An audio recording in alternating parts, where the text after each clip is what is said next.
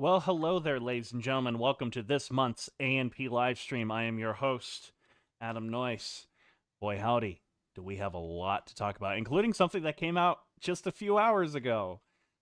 We have a lot to talk about. Today's literally, I think, going to be nothing but Godzilla. And because today is nothing but Godzilla, I am joined by a very, very special guest, my good friend, Lucas Schloth. How are you doing?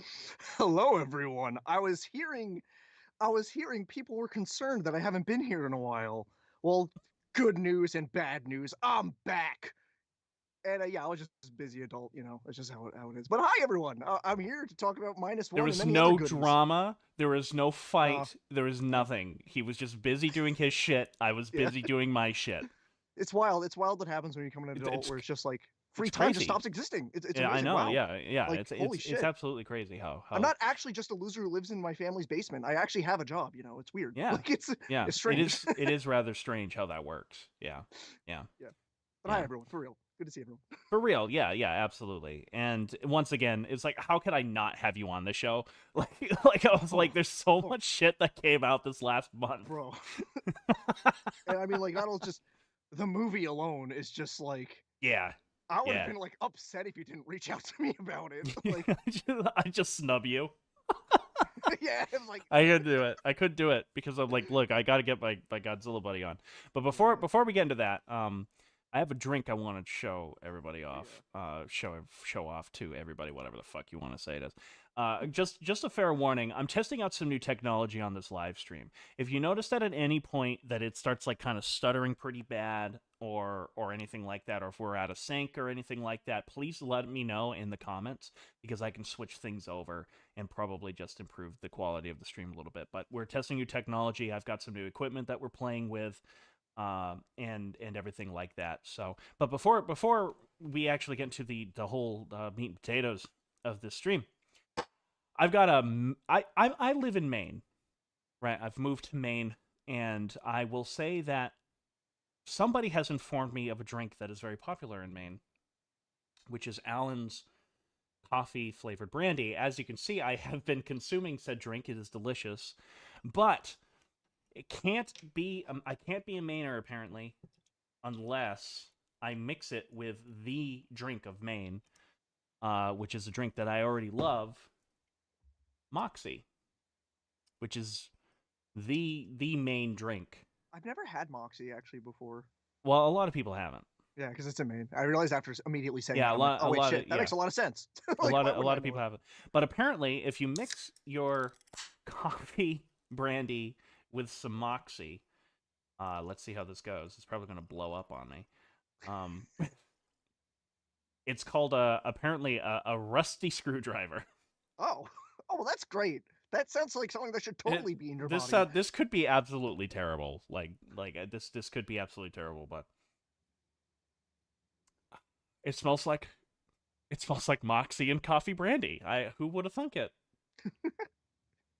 Who would have thunk it? Anyways, cheers, everybody.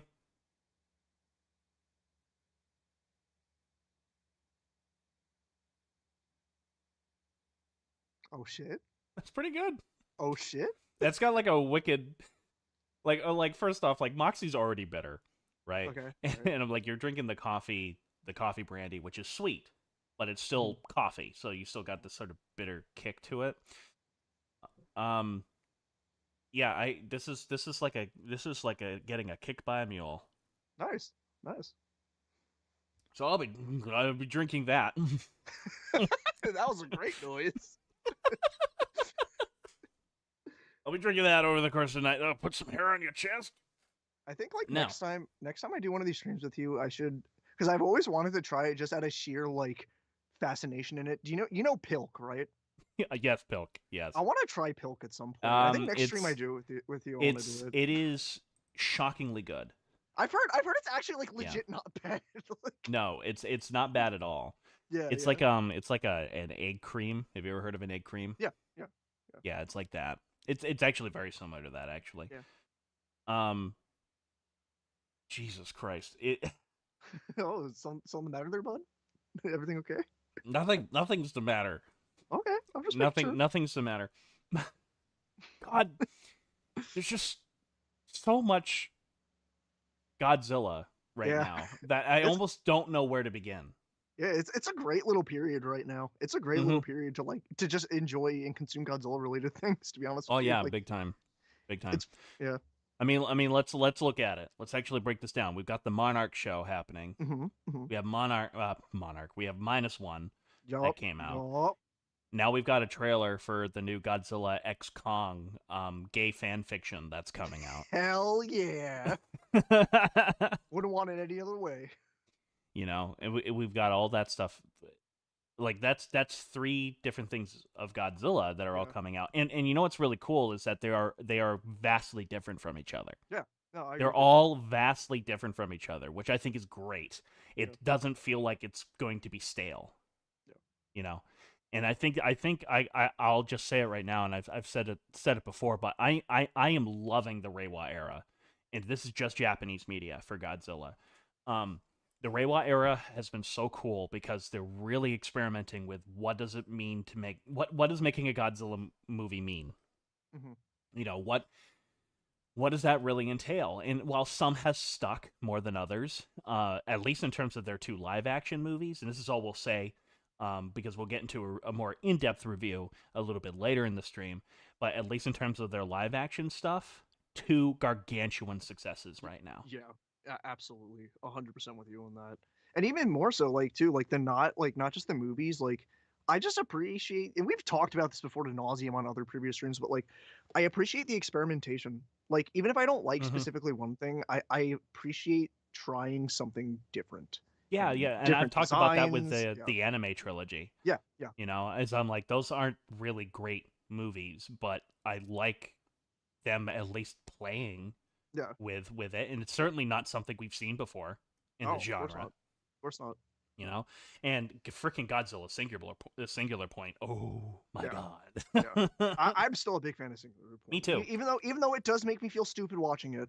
It does. Um, but It does make me. But I also too love, and this is I'm coming from a design standpoint here. Mhm. I think Ultima looks fucking sick. Like I like all the different incarnations of Godzilla we've gotten, just because they're all different more or less for the most part, which just makes it That's fun. Like very that is very true. it I mean, makes how radically different in terms of a design can you get from Shin Godzilla to yeah, Minus One?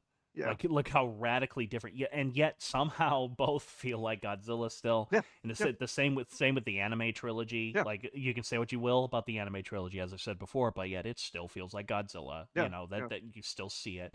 Singular Point, I can understand the debate Me that too. some people I can don't get it. feel like it feels like Godzilla.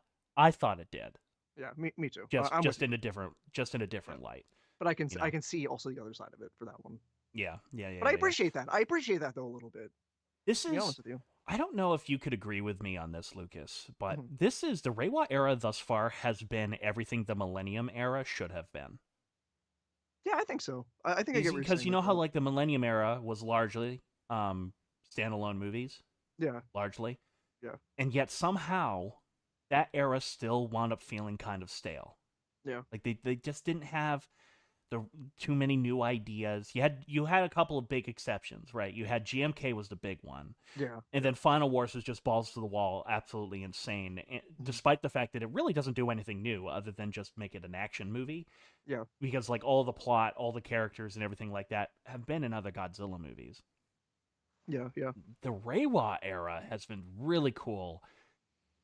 It's never been a repeat. yeah. Like That's a good even way to in look at the it. anime trilogy, each film was different from the other. Yeah, And I was like, this is cool. I can at least admire it for that. And totally.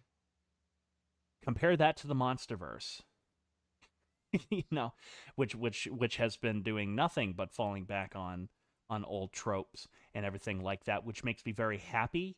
The Yeah, show is the way the show is.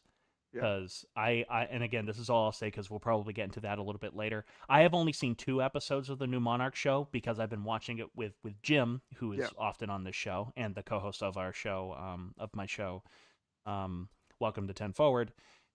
He couldn't watch it last week, and so we're going to watch 2 episodes this week. So I've only seen the first 2 Yeah. episodes. I'm liking it a lot. Yeah, me too. Me I'm too. I'm liking this weird structure that it Yeah, has. I'm liking the characters. I'm liking the mystery. yeah. That to me is And the coolest thing about it is the mhm, actual mystery aspect of the show that they have going on with it. mhm. Obviously, I don't want to because we're not diving fully into it yet, right? No, no, no, Okay, no, yeah. no, no. Because like I have seen up to episode 4, so like I'm up to date with it, Yeah, and I'm gonna yeah, obviously keep my knowledge to it from those first 2 episodes yeah. when we talk about But it. I've been liking it thus far. It's to me been a can of fresh air. Yeah, Um, yeah, Especially with how insane Godzilla vs Kong and clearly what this new movie is going to be. yeah, yeah, yeah. Um, yeah, I have not seen the trailer for the new movie. For Godzilla X Kong, gay fan fiction galore I have I movie. have seen it. I have seen it. I will be doing a live reaction to this shortly. I do want to make an announcement for everybody, though, or at least it got in terms of Godzilla. This is news. Unfortunately, it looks like all of the Showa era Godzilla movies are no longer on YouTube for free. They have all been taken down, and it's very sad. Oh, It's a dark day in the days of oh, YouTube. Like, how fucking cool was that, though? Like, yeah, that all was of the sick. Showa era films just up there for you to consume at any time. Like, yeah, Yeah, yeah. It was sad, but whatever. It is what it is. yeah. You can still get it from Criterion and everything like that. I They think still have it. are they still on Max? I because I know that went through I hell. have no idea. Yeah, I have no fucking That clue. one I have no idea. Yeah, Some are available there, some aren't. yeah. Yeah, that I don't know. Hmm. And what's cool about Criterion though is that Criterion also has other Ishiro Honda kaiju films now too. Yeah, Other and I sci-fi seen it. films like the Yeah. Mysterians, Rodan, all of them. They also have that they can't release on physical media, but you can get it on their streaming platform, Yeah, yeah. which is interesting and stuff. So So, I don't know. We should probably start with this new Godzilla versus Kong thing. yeah, I think we should open. I think I think that's that's a fun thing to sort of start off with yeah, yeah. here. So let me just pull this up so we can all watch this kind of together. There's not going to Yeah. be any audio because apparently there is a heavily copyrighted piece of music in here. And Can you at least put the captions on so you can hear what they're saying? oh, I can Oh, you're hear. still hearing it. You're still hearing Yeah, it. I'm just Oh, I not. I'm misunderstood. just Okay, making sure okay. that the stream doesn't hear it. Yeah, yeah. Okay, good. I wasn't sure if you were still hearing it or not. Got it. No, I'm not. I'm not that mean. I'm not that weird. You know, it's like I watching a Buster Keaton movie, but it's Godzilla. That'd be great. I only watch my trailers silent. I don't need music. I don't need dialogue. Look, it's the only way I can avoid spoilers. You're You also, know, that's also. I mean, I saw the Wonka trailer. Um, I'm sorry. The Wonka trailer, I'm is an sorry. acid trip. I am not the biggest fan of that. No, No, I'm not. no. Because I love that first Willy Wonka movie. I I think would it's have you know fucking that great. I am a perfectly respectable height for a Oompa Loompa. Jesus. Oh God. God. Meanwhile, however, the new Planet of the Apes trailer I saw, that looks interesting. Yeah, I mean, like I was very skeptical about them going back into that world because I love how it ends. I love that whole trilogy. I think we've Me talked about too. it before. Me But too. it's like from that trailer, I'm like, okay, all right, I'm willing to dive in again. I'm willing to give it a shot again. Yeah. It looks like they're doing something new as well, Yeah, like with the apes being able to talk now, and I'm like, okay, so there's at least been a progression here yeah. and stuff. So I'm I'll looking give it a forward to it. chance. I'll give it a Yeah, chance. Yeah. definitely. Anyways, let's start this in All three, right. 2, 1. We already know it's an Adam Wingard movie by all the neon lights. Yeah. Yeah. Uh-oh. Oh God. The pyramids. We all know that Napoleon blew those up. Yeah, and in Transformers, there's a thing there. There's like a space bridge in one of the Oh yes. pyramids. Yes. Yeah, gotta insert my We all know Transformers that they were bullshit. built by woolly mammoths. They were built by Transformers, sir. Is that a robot Kong? Is this a remake of King Kong Escapes? Because I'd be all for that. You just see Doctor Who, like the old Doctor Who, come in. There he is. There's the boy. There's Shrek. I mean, Old Man Kong.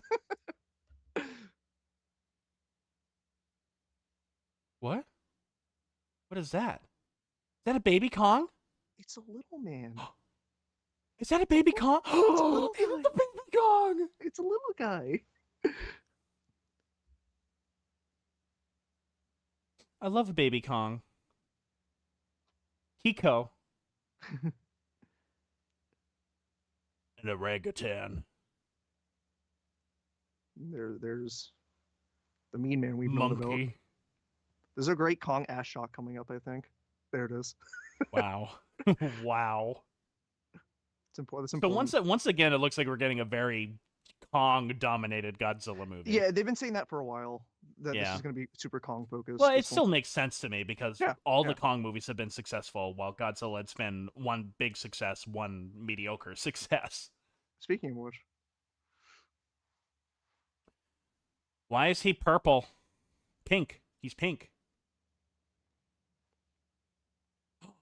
Orangutan. Did he have a fucking ammo belt around his... What is that? What is this?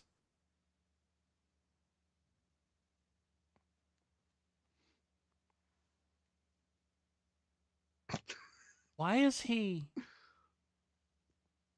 pink? What?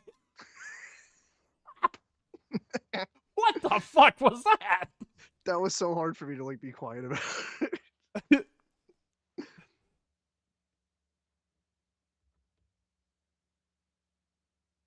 Okay, he's gonna be cute as shit. I have a feeling that's like one of the last scenes of the movie. I do It's not- too. It's starting to feel like that's like one of the last scenes of the movie. So what'd you think of Godzilla X Kong: The New Empire? this is gonna be so terrible. Yeah, it's. I had the This is- same. well, I don't. To be clear, I think this is going to be like Godzilla versus Kong, where it's going to be a crap ton of fun. The human characters clearly don't matter. Clearly, 100% what I feel about it too. Where it's just like I watch this, I'm like, yeah, this seems like a MonsterVerse movie, all right. yep. Both positive yeah. and negatives. Like that's what And it seems like. yes, To me. yeah. It's, For good and for bad, that's Yeah. what we're going to get out of this. It We're going to definitely get seems shit like a new human MonsterVerse. characters, a very bare bones plot, and just an excuse to have giant monsters wail at each other. yeah. I'm kind of disturbed how they've sort of resorted back to like the Godzilla versus Megalon trope, where Godzilla is just a big gun. It looks Yeah. like he's just a big gun in this. Like it's like Kong goes, Godzilla, I need your help, and Godzilla goes, It's just like, yo, bro, I fucking got you. Why I is he fucking got you, pink? dude. Like, can we just talk about how stupid he looks when he's There was- pink? There's a picture I've had for years on my phone of it's a picture of Thanos running, and the caption just says, "Fuck, dude, I'm purple," and I've been saying that to like everyone about this trailer. So it's fuck, dude, I'm pink. Yeah, no, I'm just sending the raw image. Just fuck, dude, I'm purple. What a weird. I thought, I will be real, like I when you mentioned it before we started, I was very like, oh yeah. I think the running shot is really fucking silly. It's like really like It's really silly, and That on did- top of that, you have Kong with like the gauntlet of truth. yeah, I have no on idea, his not hand. a clue what they're doing with It's that. like, what is it? Is he going to grab the Infinity Stones or whatever the fuck it's- they're called? His Jo crystals. He's gonna get his Ah. Jo crystals. Yes. Um. You see, that's a bit of a problem that I have with this in general, and this is, I think, comes down to me and what I like in terms of my giant monsters versus what other people like. To me, it's almost like they're personifying these monsters too much. Like I don't like the idea of this orangutan making a sash out of bones. And like you already know, like I wasn't a fan of Kong having a throne. Yeah, and like And stuff did like you that, like and I'm the like- axe? Like you don't like the axe either, right? Yeah. I didn't really care for the axe either. Like I'm okay if he had like a spear-looking thing out Yeah. of bone, that'd be cool, but not an axe. I'm like kind of like indifferent about it, where it's a case of just like this is what this universe has set up at this point, so I can't really be like too shocked about it, you know. But like it is what it is, you know. It's what I expected a follow-up to Godzilla versus Kong to be. Well, this is, I think, this is very Showa era, like 60s Showa era. Dude, that's hilarious because my brother had the same response. He had the same exact response. He's like, I'm not gonna lie, This makes you think of Show Era a lot. And like, Yeah, like yeah, yeah. this is like 60s level of tone in terms of it having kind of like a darker, kind of more serious tone, but yet what happens within that tone is It's so absolutely like, yeah, ridiculous. It yeah, feels more like a 70s, yeah, yeah, era yeah. where it's like they just didn't care about anyone or anything and just said, "Here we go, giant monsters." Yeah. and just sort of screamed. Yeah.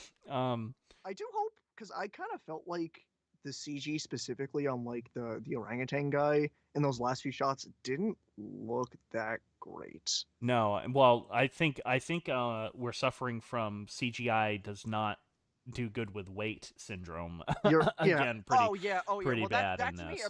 ever since like I don't know. I don't know. Is it superfluous for me to say ever since like I saw it in Godzilla versus Kong pretty bad. yeah? I feel Not like that's Godzilla where versus Kong. Sorry, Godzilla King of the Monsters. There's a couple of scenes in that where I go, Godzilla. yeah, It's one in particular. Do you know the one where Ghidorah is about to kill the girl, the little girl, yeah, yeah, from Stranger Things, and all of a sudden yeah. she turns around and smiles, and Godzilla and the helicopters come out Is through the there? Yeah, smoke. yeah.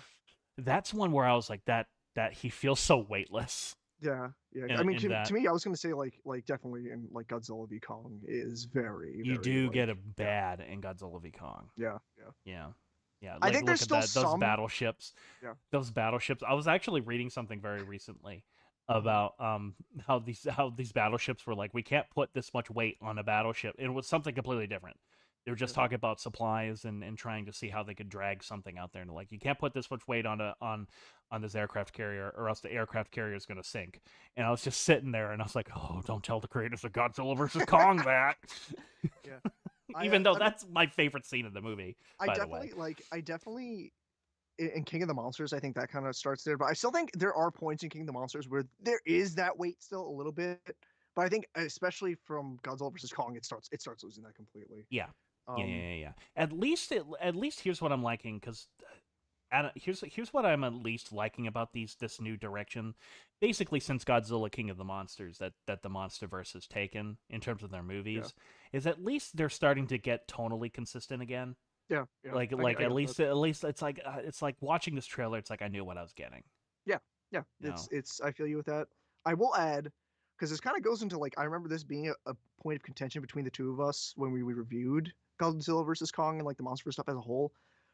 Like the fucking like Halo spaceship that was in this trailer. Like did you catch that? Yes. Yes. What is the fucking tech in this world now? Like, Yeah. I mean, I know Yeah. we just got That's yeah. Mechagodzilla. I get it. I know we got Mechagodzilla and all that, so it's kind of like that's out the window at that point. But like, that looks like something out of Halo. Yeah. Yeah, and I don't know Yeah. how I feel about that, but at the same time, that's kind of just that world now. So it's like It's just so crazy. Like it's literally Showa era if you look yeah, at it. Like you've got yeah, Godzilla 2014 and even Godzilla versus you have Godzilla 2014, which is so tonally, visually, and drastically different yeah, than what these movies are, and even got Kong Skull Island. yeah. I would argue still is tonally and visually radically different than what we're getting now.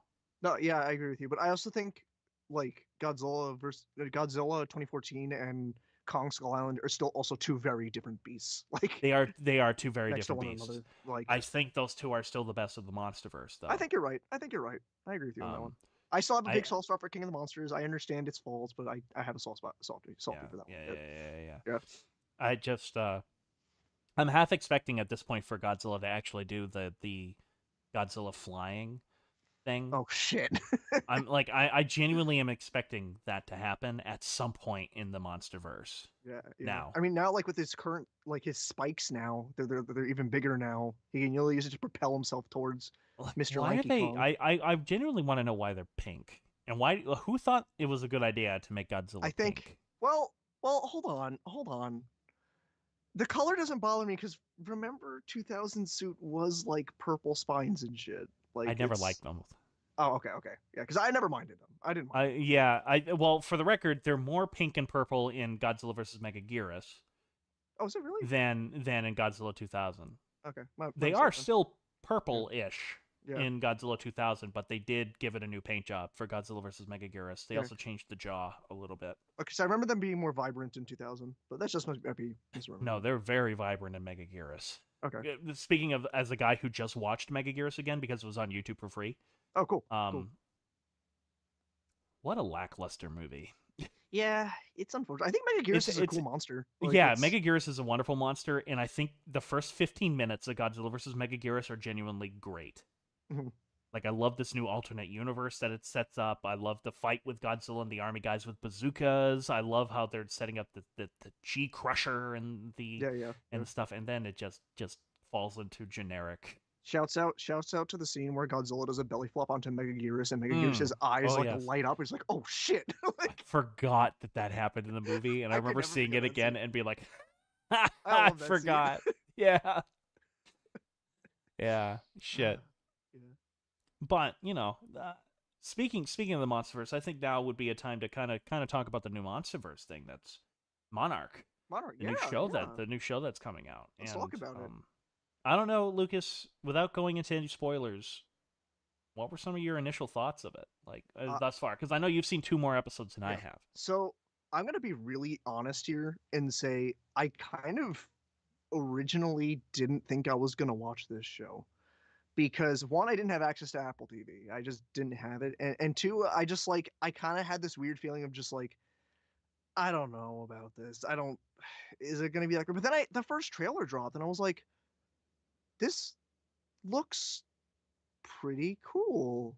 And then I decided to like hook up with my friend who was like, hey, we can watch it on the weekends. And now that I've seen the first 4 episodes, I'm gonna ignore 3 and 4 for right now because again, Adam, you haven't seen them yet. From the first 2 episodes, I like what they're doing.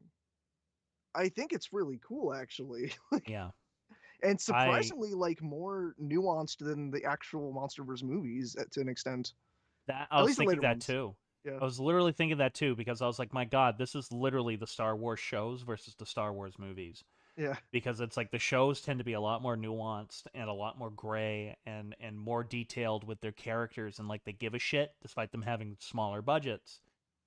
And yet I'm watching this Monarch show and I'm like, I'm loving the direction that this is going. I'm Yeah. liking the sort of bare bones, the visual style of it. Yeah. I'm genuinely liking. I like how it's crisscrossing thematically back and forth between like the 50s versus Oh yeah, I think 20 it's awesome. 20 I think that's one 20 of the coolest aspects of the show. yeah.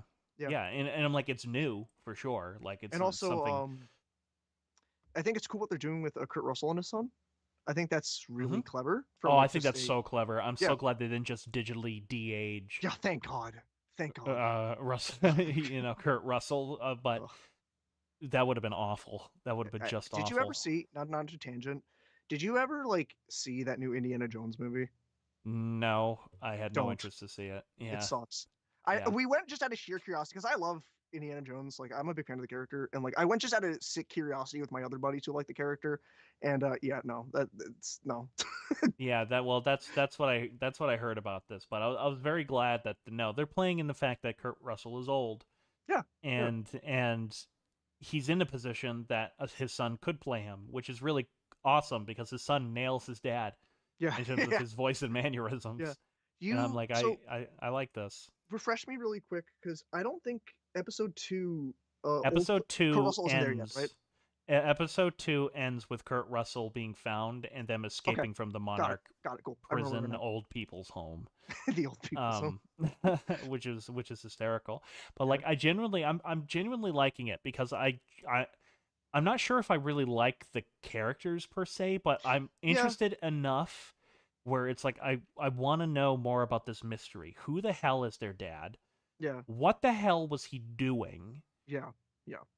I agree with you on Why that is he completely. so important to this? Why has he disappeared? And I like the fact that I don't really know where the show is going. Me too. Again, as someone who is farther along than you, I still don't know where they're going with that. I'm Right. still at a loss where they're going with that. Right. And I'm Um, genuinely and I think it takes a lot for me to get this way, but I'm genuinely looking forward to what the next episodes have to offer. Like I'm really looking forward to episodes 3 and yeah, 4 yeah, and seeing how they play out. And again, I was genuinely surprised by how much I was like, this is good. I like this. yeah, I'm yeah. enjoying this, and I'm liking how just in the first episode alone, I love how much Godzilla plays into the universe. Oh yeah, that's what I was gonna mention that because Like, I I love the love Godzilla signs. I yeah the love the emergency evacuation paths. Yeah, shelters and everything like that. I'm like, this is shit that I wanted to see in Godzilla King of the Monsters yeah, and in yeah, Godzilla versus Kong. Like, yeah, there's no tomorrow.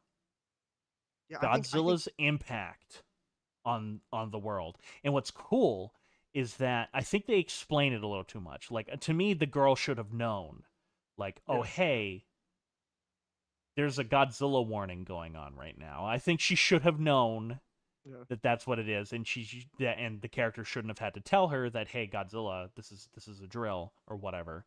yeah, yeah, But I still really enjoy it. yeah. I No, I still I think still really like this shit. that's an awesome aspect. I like that it's the modern day stuff is directly after the events of 2014. 2014. Like it's in Yeah, 2015. I think that's like where the time I period think where it that's is. yeah, Yeah. I think that's where it takes Um, place. I think that's really cool. I think that's just an interesting way to go about this because I'm trying to think of my point right now. I'm sorry, but Oh my god, you um, have no idea. You have no yeah, idea how many times I get there and just go, yeah. "What was I talking about I again?" literally, yeah, It's signs of dementia, Lucas. We're getting old. no. But yeah, no, it's. I just think it's a really cool way to go about this and make the to really build the MonsterVerse, build this universe that I've been trying Yeah. to set up. Like Mm-hmm. it's super sick, honestly. It's like this is what I wish Godzilla King of the Monsters kind of was in terms of visually setting up the universe Yeah, and stuff like that. And then we go to Godzilla versus Kong, which just jumps the shark in so many ways in terms of mhm, how crazy the world gets. yeah, And we don't really see how it gets that crazy. I mean, earlier you were just talking about the technology and yeah, everything yeah, yeah, about it, yeah, yeah, and I'm like, I want to see how that happened, or where, how is it, how could it jump that much in yeah. such a short It's period of time? very strange. But and to me, what I like about this this Monarch show is I love how the leap is very logical Hmm. right now. Yeah, It's very much like, yeah, it's still kind of like our world, but it's just different enough hmm, where I'm interested in the impact of Godzilla on the world. yeah, And I think that's what's so cool about this. And that to me has been the best part of the show thus far. Again, I've only seen the first two episodes. That's been the best part of the show thus far is Godzilla's impact on this yeah, planet. yeah. I think just again the And overall. Oh my, sorry. oh Go no on. no go right ahead, Lucas. Sorry. Just the overall fact that they are like like MonsterVerse has always had the stigma against it of just being like it's made to be like big budget popcorn movies, and I'm not saying that's not the case still, but it's nice to see this level of nuance. It's nice to see them take the chance to try and to bridge this world a little more as it goes along and really try and make it a universe. I think I really just appreciate that aspect. Yeah. Yeah, and I think ironically that is also what makes the Star Wars TV shows as good as they are Yeah, is yeah, because they often bridge those giant gaps between movies that we kind of just have to accept because they're the movies. yeah. And then these shows do a great job of filling in those gaps. Like I know Ahsoka has been pretty controversial and pretty split amongst fans. I heavily enjoyed it because Grand Admiral Thrawn, and I'm a Grand Admiral Yeah, Thrawn simp. yeah. But Andor was fucking wonderful. Still need to watch it. Like Still I need to watch can't get it. over how good Andor was, and I kind of like I like these shows in these universes. Yeah, I mean, Granted, I I was a haven't big watched anything from Marvel. I haven't watched anything from Marvel or don't DC, and I'm not going to. the But Marvel shows I am very much not a fan of. Like yeah, I tried WandaVision. That was the first one they did. And initially it was really cool because they were playing into the aspect that it was a television it was like old TV and like there were these little nuances. And then they just have episode 4. It was literally I'm traumatized by it. It's like episode 4 comes around and just explains every weird little nuance the show has. I'm like, oh well, all right, great. Cool. yeah. I hate being handheld as a Yeah. character Yeah. or handheld as an audience member because I'm like, no, I do have a brain and stuff like that. But I do think some of the Star Wars shows suffer from that a little bit. I yes, Some of them, like Book of Boba Fett, I think that show was just kind of trash, to be honest. yes. Oh yeah, definitely. Yeah, I'm not saying they're all great. I know what you're You saying. know, it's just I think a lot of them are good. Yeah, Mando You season know, 1 and 2, I think are legit great. I I think think those are those are both great. awesome watches. Yeah, I thought I need to Rebels watch was Andor. great. Clone Need to Wars watch was Andor. great. The Mandalorian I thought was all right. Oh yeah, yeah. I'm actually setting aside Clone Wars and Rebels because that was like before. all this. No, maybe Rebels is after, but like I'm talking just the live action ones right now. But yeah, I mean, Clone Wars and Rebels Okay. are awesome. Those shows are great. Like, Well, those are Dave Filoni, so yeah, I count yeah. them as a part of this. Oh, that's true. That's fair though. And considering the fact that they now play such a big role in the shows, Yeah, like yeah, Ahsoka, and then the characters of Rebels play a big part in the new Ahsoka show. yeah, And I'm yeah. like, this is yeah, okay. So I count these as That's fair. legit shows Okay. and everything, and now the Bad Batch is starting to play into Ahsoka a little bit too. So I'm like, yeah, Yeah, okay. Okay, at least there's a universe here that I'm liking. But yeah. with Godzilla going back to Monarch, it's just it felt really good as somebody who still thinks Godzilla 2014 is the best one of the MonsterVerse by far. Mhm. It's good to see this tone return, Yeah, where it's not completely dark. It's not a dark and brooding thing, but there's a good atmosphere throughout these first two episodes that I think is lacking yeah, in Godzilla King of the Monsters forward. yeah, yeah. I totally get what you're saying with that. Yeah. I think And like also like, even what do you think visually of the show? uh I think that's one of the weaker points of it. Mhm. It's just kind of generic. Yeah, It's passable. It's good, yeah. but It's it's not definitely. great. I think some of like the opening scene with John Goodman's character looks a little wonky. It That one is a looked a little little wonky.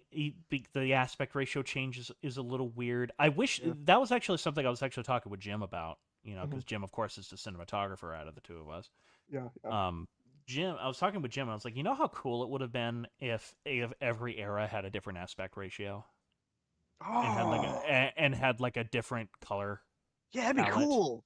That'd be sick. Like wouldn't that be cool if like the modern era had like that green color palette to it throughout the whole thing? It was 235-1 with the black bars at the top bottom of the screen. Yeah. But then like you jump back to like Kurt Russell in them and it could either be like 4:3 or just regular 16:9 and have like a Yeah. more kind of old style color palette That'd be cool. to it. And it would just sort of beef up because Yeah. right now as it looks, if you're not really paying attention, sometimes you can forget which era you're in.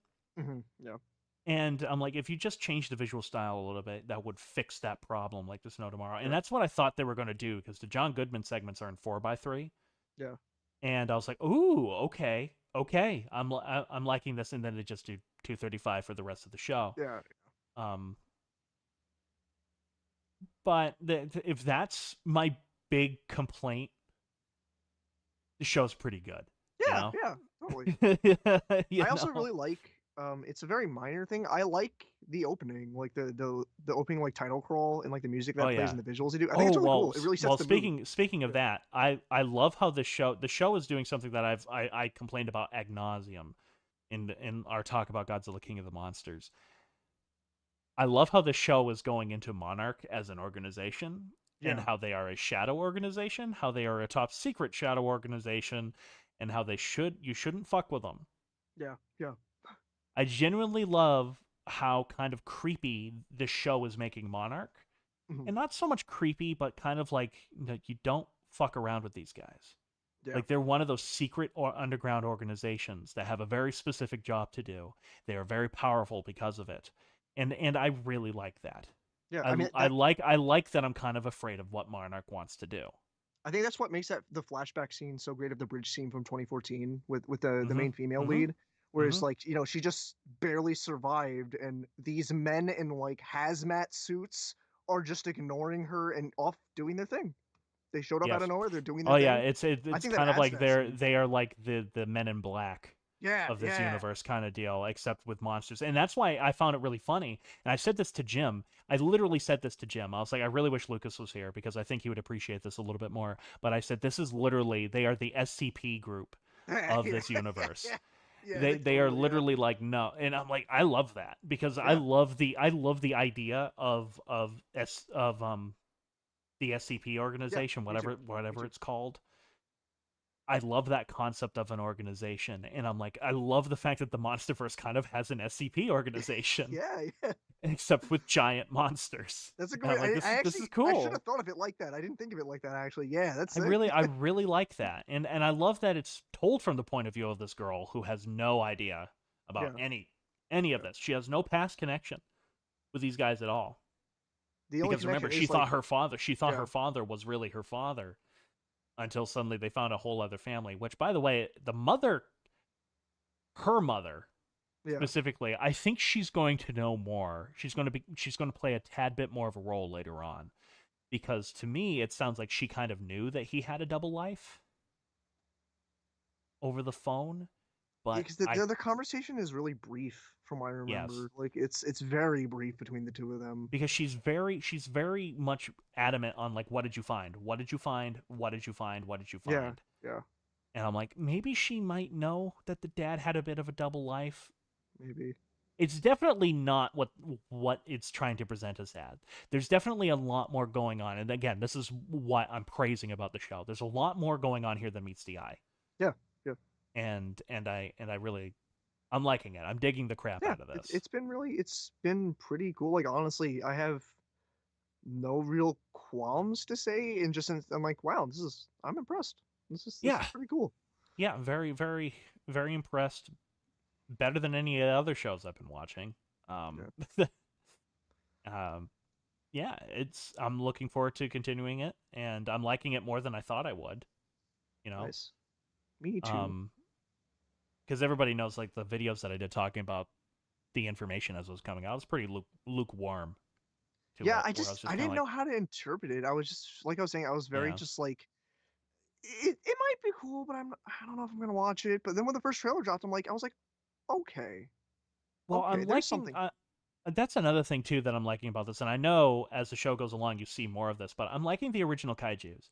Me too, me too. I'm Yeah, really digging the Mudos and the original kaiju's and all of that stuff. I'm glad that they're not just doing Toho monsters. No, they're yeah. like, nah, let's create our own and There's let's have without fun with this. going into the detail, there's a cool one coming up in the next 2 episodes. I've seen the images Okay, of yeah, the new one. Yeah, yeah. I've seen That one's really of cool. this new kaiju, and I'm That really one's really looking forward to that. yeah. Yeah, yeah.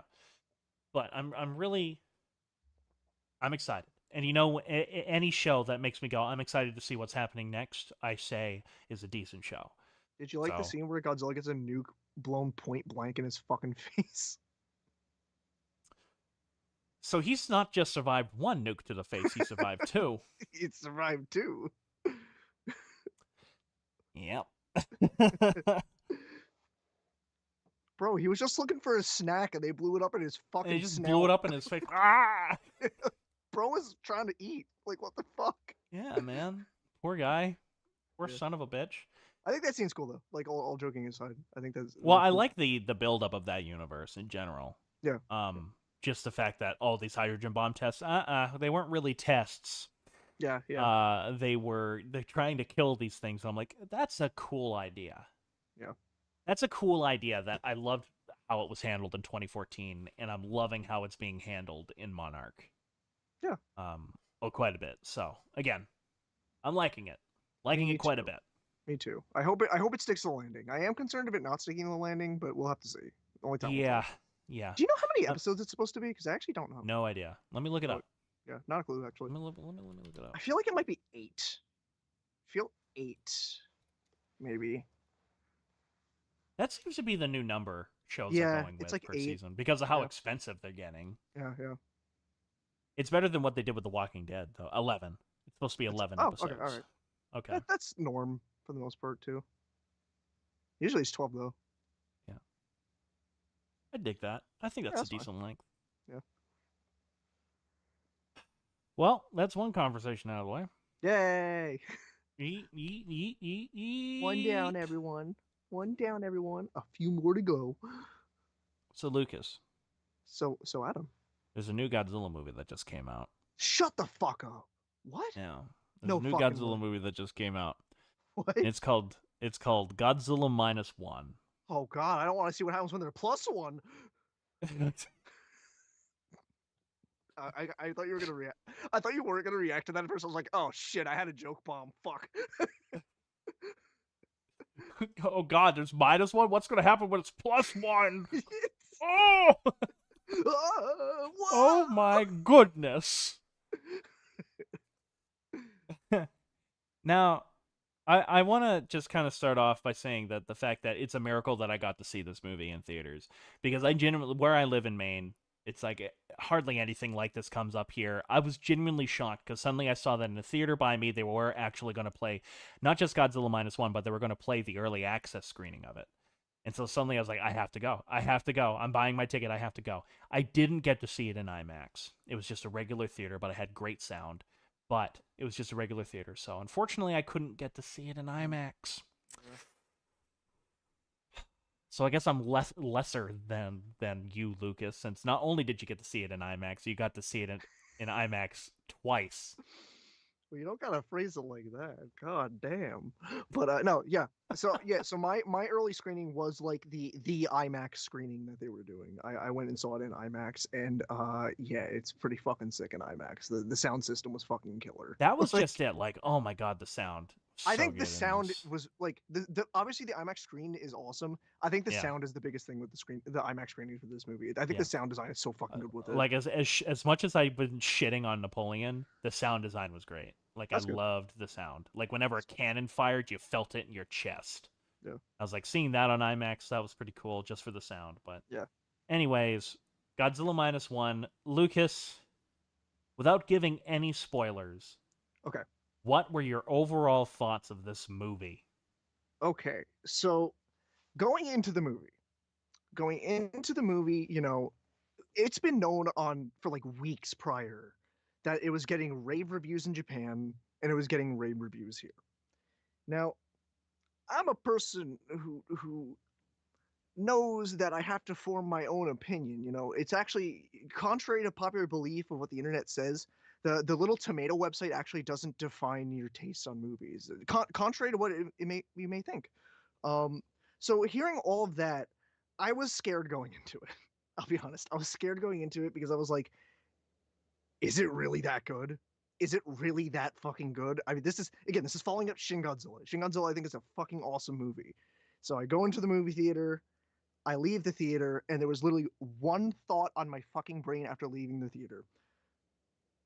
I get it. I get it now. I thought it was really fucking good. I don't think you need me to tell you that, considering what people are saying online. But I think genuinely, it's really fucking good. I think it is one of the most personal Godzilla stories in a long time. I just lost one of my earbuds while I was saying that shit. I think it was a really personal story, and I think that adds to it so fucking much. And then just I think the CG was really fucking good too. I I'm like digging for complaints for this movie, and that's always a good fucking sign. I'd agree with you. Yeah, when you Yeah. have to dig for a complaint, that's a good sign. And I knew this movie was going to be good because I'm a fan of the director. Yeah, I've heard his stuff prior is good too. Like His it's two movies, The Great War of Archimedes and then Eternal Zero. First off, the ending of this movie is 100% an amalgamation of the endings of Eternal Zero okay. and Great War of Archimedes, but both excellent movies in their own rights. I knew this movie was going to be great. Mm-hmm. I did. And what I loved about it, because a lot of people, I did two videos kind of discussing about my thoughts as information was coming out. One of my biggest concerns with this movie was that how are they going to explain in 1947 Japan that Japan can defend itself against Godzilla? America would have to get involved. They'd have to. Yeah, yeah. They explain it. Yep. They explain it. I get it. It was great. This was a wonderful new look at Godzilla without it being radically different. Like I love Yep. the opening. Yep. I've said this before and I've said this again. I can only name two other Godzilla movies in the entire franchise that if you take Godzilla out of it, you still got a good movie. This is the third one. Yep. 100% agree with you on it. If you take Godzilla out of this movie, you've got a good movie. And it seems to me that Japan, what they did and what the writer did, it's quite clear that he's been working on this movie for a long time. And this movie has been stewing in his brain for a long time just because of how polished it is, just Yeah. because of how efficient it is. It's get in and get out. It doesn't overstay its welcome. And what's great is that this movie could have been 3.5 hours and Godzilla had the same exact screen time as he does in the theatrical cut, and I still would love it. Yeah. because I Yeah. love these characters. I Yeah. care about them. I care Yeah. about their plight. I relate to them. It's a touching movie. It is almost the antithesis to Shin Godzilla in many Yeah. ways, Yeah. and not in a bad way. And it's just, I can't believe it. But the Reiwa era has been 2 for 2 in terms of their live action movies. Hmm. They have knocked both of these movies, despite them being radically different from each other. And I mean radically Yeah. different from each Oh yeah. other. Oh yeah. Both have been excellent, excellent films. And Godzilla Minus One, despite it technically, I think, being a bit more of a general audience movie than Shin Godzilla is, it's it's like they took all of the criticisms from the MonsterVerse Hmm. and said, "Oh, you don't care about your human characters? Oh, you don't care about your plot? Oh, you don't care about these characters are just to advance the plot and that's it for monster action? Yeah, now I'm going to make a very human drama. Yeah, now I'm going to make it completely about the human characters, and Godzilla is going to be your backdrop." And I've been saying it for years, Lucas. Years. That I think the idea of Godzilla being your backdrop, the looming dread in the background throughout Yeah. the Yeah. entire film, would work in a Godzilla movie. And Godzilla Minus One is proof that not only could it work, it does work and works extremely well. Yeah. Yeah. This Totally movie, with you on that one. to summarize my thoughts on this movie, a masterpiece. I believe I tweeted and I said this movie is a triumph, and it is. It is a Yeah. complete triumph. It was better than I thought it was going to be. Yeah. I was in the case of just like I was so legitimately concerned going into it of just hearing all like the positive praise about it. I was like, I'm sure it'll be good, but like, will it be like? No, it's a fucking stellar It's movie. a It's not me stellar saying, movie. it's not even me saying like a stellar Godzilla movie. No, no, no, no, no, no, no. It is a stellar movie, and Exactly. that to me is the sign you got it. Is that you Exactly. made the Yeah. movie good. It doesn't have to just be a Godzilla movie. It's a good fucking movie. Like I care So about the it's characters. Like I think one of the it might be spoilers. I'll wait on that, but yeah. Well, let's actually start getting into the spoilers then. From this point forward, okay. if you haven't seen Godzilla Minus One and you're living under a rock, um, spoilers Yeah, from it's this spoiler time time, forward guys. on I'm Godzilla sorry. Minus One. We got to talk about it. Um, so Lucas, go ahead and say what you were going to say. Might as well right So, now. so I want to just put a pause on that because if we're gonna go into spoilers, there's one thing I want to first talk about. I want to talk about the opening scene of this fucking movie. I want to talk about the opening scene of this fucking movie. I was scared fucking shitless in the opening scene of this They fucking movie. they Like, turned Godzilla into something horrifying in the yeah, opening of this movie. yeah, That roar, that creepy ass roar yep, that they did, manipulating Godzilla, the original 54 roar, yeah, essentially. Horrifying. dude. Not even that. That well, yeah, that. How quick it all goes from 0 to fucking 100. They hear You the would alarms almost, go off. yeah, They hear the alarms almost. go off. It's almost like it went from 0 to -1. You could say. But no, Ad break. like they hear the they hear the alarms go off. They're like, "Oh, shine the light, shine the light." Literally, it's like right as they fucking turn it, he's on Yes, the light. he's It's on them, and I I love was that shit. so tense throughout that whole fuck. I mean, I was Was not tense throughout expecting the that majority of scene, the movie. Lucas. I was not expecting that scene at all. I was not No, expecting to see the 60-foot Godzilla monster no, before I he was got not. nuked. You know, to me it was like a mixture of Gorgo and the 91 Godzilla attack from Yeah, yeah, Godzilla versus King Ghidorah. yeah, You know, the Godzilla Saur. It was like a beautiful mixture of those two things. And I loved it. I was like, oh, this is why people thought there were going to be two Godzillas. yeah, yeah, yeah. This is 100% why people thought there were going to be two Well, Godzillas. I'm glad I And never saw anything about that though. Like I yeah, didn't I me was too. good at avoiding spoilers for it. So it was like when that scene happened, it was fucking scary. Like I did not anticipate it. I'm like, No, I was not oh anticipating this. The sound was really good. I also got to say, as the history buff in me, loved seeing them shooting Type 99 rifles yeah, at Godzilla wearing Japanese uniforms yeah. against Godzilla. I'm like, this is World War II and Godzilla. You can't. This movie is literally made for me. I also This think this it's yeah. Oh, it's so good. It's So good. cool how like fuck. I'm doing it again. I lost my fucking train of thought. God damn it. Lucas, you got to stop doing this. You got to start. You got to go to a doctor, man. You got to Yeah, see a doctor about this because if probably. this is dementia, you got to find out like right now. Probably. Uh, This is mad cow. You gotta fix this immediately. You know. yeah, yeah. I don't know. I don't know. But yeah, I think that opening scene. Do you think? Do you think? Uh Because oh. again, this is an aspect of that beginning scene of the movie, and it's about the access of the main character Koichi, his arc. Hmm. Do you think if he fired the gun, he would have killed him? No, Yeah. Okay. he would That's have all. We're on the died. same page. We're on He the same would have page. died. He would have been Yeah. killed. Yeah. And well, that's one of the themes that I fucking or one of the elements of the movie that carries over throughout this entire thing is this feeling of dread Yeah. Yeah. because and it's a very Japanese thing, and you can definitely tell that the director Yamazaki loves this era. He Hmm. loves this era of Japanese history. He knows this era of this history. You can also tell that he loves planes and ships from this era, but the attitude that people have when Yamazaki returns, because they know he was supposed to be a kamikaze pilot Hmm. and he didn't die. Yeah. They were. And like, what is it that woman who goes, "It's your fault my kids are dead." Yeah. Yeah. That is such a Japanese thing. Hmm. And what's brilliant about her saying that is that it establishes the mentality going into this film, or it establishes this universe and how drastically different this world is compared to their modern day world, Yeah. and Yeah. and how horrible of a situation Japan was in without there being a huge exposition dump of being like, the Americans have been bombing us for about 12 days. You should know this by now.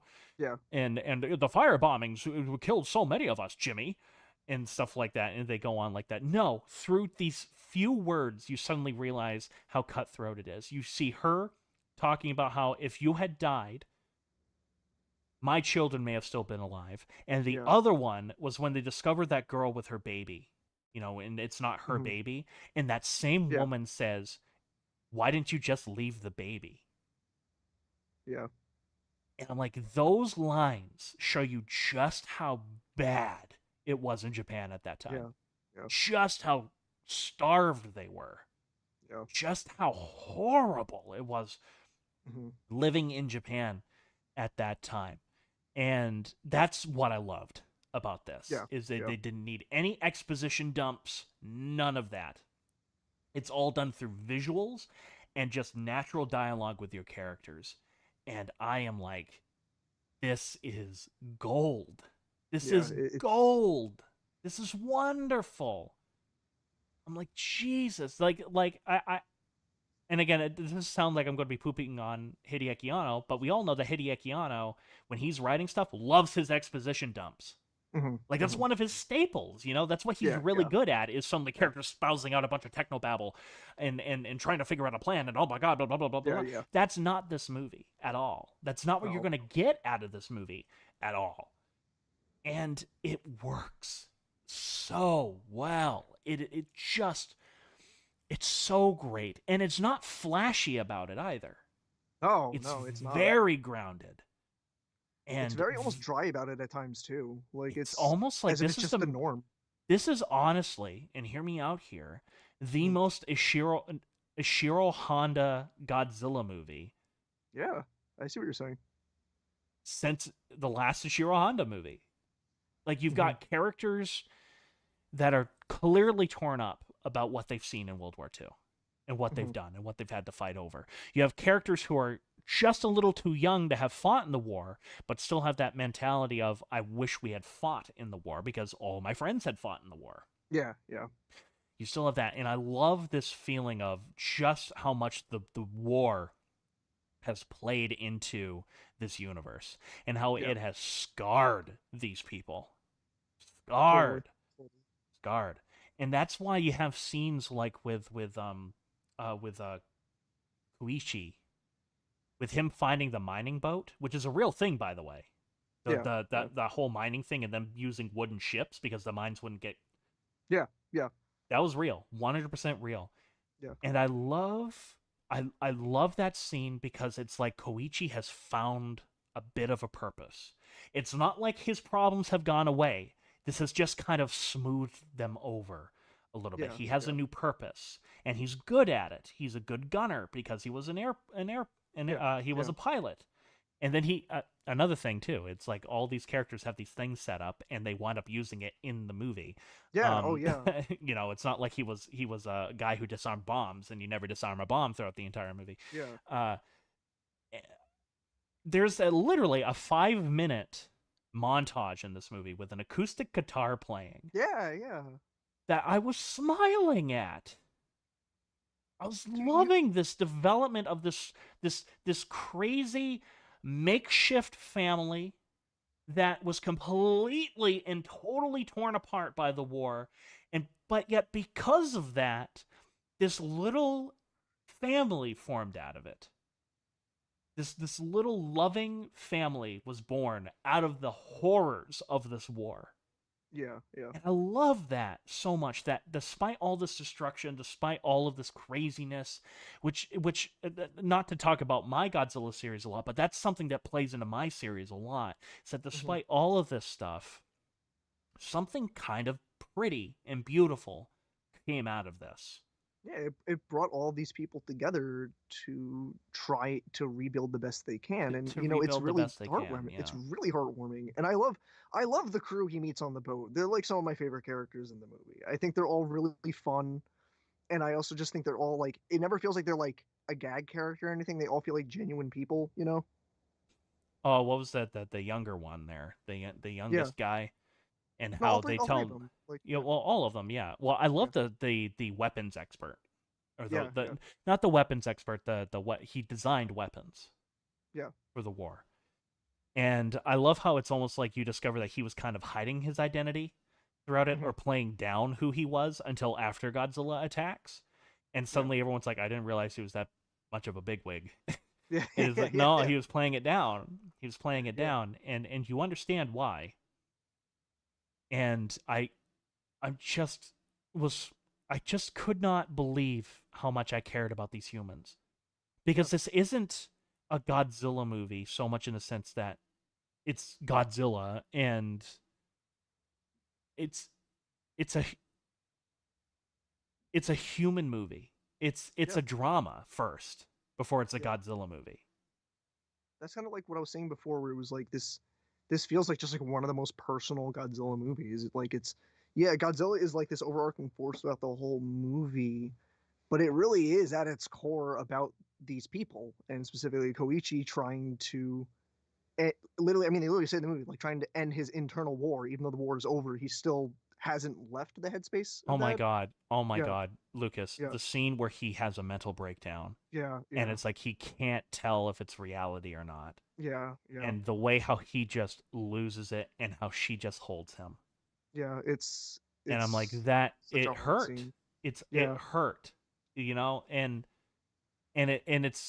it it felt earned. yeah. It's like you get it. A big problem that I have with a lot of Japanese cinema is, or modern Japanese cinema, I should say, is that they kind of over-explain things, or they really overact a lot Hmm. of what it is, or they treat it like an anime, where it Yeah, yeah. works in animation, but in live action doesn't really work very well. Um, Not the case with this. It's just a case of a good director knowing what he wants to do, having a vision of what he wants to Hmm. do, and then telling that story brilliantly. Yeah. And yeah, I you mentioned the Black Rain. Oh my god, I loved that Oh, shit. I that loved that yeah. shit. That entire Oh, scene. well, Like that entire, I never, on a scale from 1 to 10, how terrified were you of Godzilla in this movie? every time Oh, Godzilla, yeah, it was anytime Godzilla was on screen in this movie, it wasn't like, oh cool Godzilla. It was like, oh fuck Godzilla. it's, oh fuck, Oh Godzilla's coming. fuck. And I think the only reason why that works is because we cared about our characters so much. Yeah. Yeah. Because they're Yeah. afraid. We should be afraid. And oh my god, the scene where Godzilla is chasing them on the boat was so good. It was like Mega Jaws. Like it Yeah. Yeah. it was like Because it was super it's intense. they literally say it. They're on little shrinky dink like shrinky dink wood boats. How are they gonna outspeed or even deal with this thing that took out an entire tanker? And I love it how it's like they all come to the realization that no, we're just here to kind of slow him down yeah, for the yeah, Takeo to show up, that yeah. ship to show up, and then Godzilla makes mincemeat of that ship. That And the scene. only reason I love the fact that the only reason that our main characters survive and they know it is because the Takeo showed up. That suddenly got Godzilla's attention, not them Yeah, anymore. yeah. I love that. I love That how I Godzilla also just makes mincemeat of that, and I love that scene too. Like that entire that because scene is that's a great. that entire scene was great, but that's also the first scene we get a glimpse at his atomic breath in this movie. And I And love how they it handle that. plays in that scene, it plays we don't see it really in full how it works, but it also plays the first trailer theme for this movie that they released. And I thought that was the best place to put that fucking song. Oh yeah, Because already it looked hopeless because he's destroying the ship, but you see for the first time how his atomic breath works in this movie, and it's like, holy yeah, shit. and just how crazy that atomic breath is, and Yeah, it plays into the nuclear element too, yeah. and how crazy that whole thing is. I also love the fact that these characters aren't idiots. They come up on with they are playing on their feet. Oh, we have these mines. Let's hook up a detonation thing to them. Have Godzilla swallow it and blow it up. Yeah, And I love it how he decides. Oh, it doesn't. The detonator is severed. Shoot it. yeah, And like I yeah, love that, and they set that up earlier too. yeah. You know, and I love. This is one of the most interesting elements about this Godzilla that I think is really really cool. I love how Godzilla gets hurt and gets hurt Yeah, bad throughout this yeah. movie. But he just regenerates. Like his jaw almost getting blown Yeah, off from this yeah, mine. And all of a sudden it just regenerates and it's so creepy looking and stuff like yeah, that without it going into body horror. yeah. Like a part of me was like, just imagine if Hideaki Anno handled that, like how weird that would be. Oh, yeah. He would probably make it like every time he regenerates, it gets a little more fucked up and distorted and Yeah, everything. yeah, But no, yeah. it was just so interesting, and I love how they also explain why doesn't Godzilla use his atomic breath all the time, because it hurts him. Yeah, yeah. I loved that. You have no You, idea how much I loved that, and I do was you like, oh, know? of course it would. I mean, he's literally just pure atomic energy coming out of this Yeah, thing's mouth. And there I'm like, is this is a great. detail This about is that. wonderful. There's a detail about that that I have to give credits to, because on the second time I saw this movie, I saw it with my dad. I saw it with my dad, who he got me into Godzilla growing up. So he brought me to like see Godzilla 2000 as a kid and all that. So I treated him to minus one because he wanted to see it. But he brought up a good point, whereas one of the last times he uses his atomic breath, and it's like during the finale of the movie. I'm not going to go fully detail because we're not there yet. You see, it is starting as he's charging up. Like one of the last times, it's starting to break out of him. Yes. He can't hold it in Yeah. anymore. I love that bit. And first off, one of Yeah. the coolest deaths Yes. of Godzilla Yeah. ever. The human plot, or the idea of how they're going to stop Godzilla, Awesome. I I think love is the that. coolest thing that they've done since Godzilla Raids Again. And I know a Yeah. lot of people poo-poo on Godzilla Raids Again, but I love the idea that these characters are like, wait, why don't we bury him in ice? We don't Yeah. really have all these crazy weapons. Bury him in ice. And this movie is like, well, it sort of takes a trope that everyone that we've made fun of. We've really been making fun of it ever since Godzilla King of the Monsters, where it's like, how is Godzilla standing up in the ocean right now? Yeah. How is he doing that? Did his legs just grow really long? And I was like, no, they actually turned this into like a plot point of the movie. Yeah. It's like, no, he's somehow buoyant. Let's crush him. Yeah. Let's use the ocean to crush him. And if that doesn't work, first off, I love the fact that the characters are smart enough to make a plan B. If Yeah. that doesn't work, inflate this balloon thing, shoot Force him him up up. as fast as you possibly Yeah. can, and make him have a bad case of the bends. I thought that was so cool. It I was thought so that was such a cool. clever way. Ah. Like, because I was like, there's always a fear. It's like, oh, they're just gonna do like Oxygen Destroyer again, and I'm like, no, this is No, cool. that's This what is I so thought too. clever. I thought they were going to do the Oxygen Destroyer. I was like, oh. I think that was was like, no, this intentional. is so much cooler. This is so I think they much cooler. purposely set it up like that to make Yeah. everyone think it was going to be Oxygen Destroyer, but to sidetrack, it was like, no, we're just going to use science. We're just going to actually use science. I think this movie does that a few ways, because the twists that happen at the end, because there's a few that happen throughout the ending, I did not see coming. Are we talking like the end? Yeah, well, Or like the fight? end the end twist I actually didn't like, but Yeah, we'll talk the about that. the big one with the plane, Yeah, I did not see coming. I was happy it happened. Yeah, because But this is a thing where I misinterpreted it because I'm just not knowledgeable on like ships and that kind of stuff. Because when I mean, should we just go into it? Should we just like should I just go into it? Let's talk about let's not get to the ending Yeah, just yet. Let's not yet. I wanted to talk about this because I want to on Godzilla in this, and what I like about this so much, and why I think this works so much, is that Godzilla really is the antithesis to Koichi. This is Koichi's movie, and I love how much Godzilla sort of comes back as the reminder of what the war was, and Koichi's failings. Yeah. Because, excuse me, during Godzilla, delicious. Do it again. Do it again. Do it again. Do the roar. Do the roar.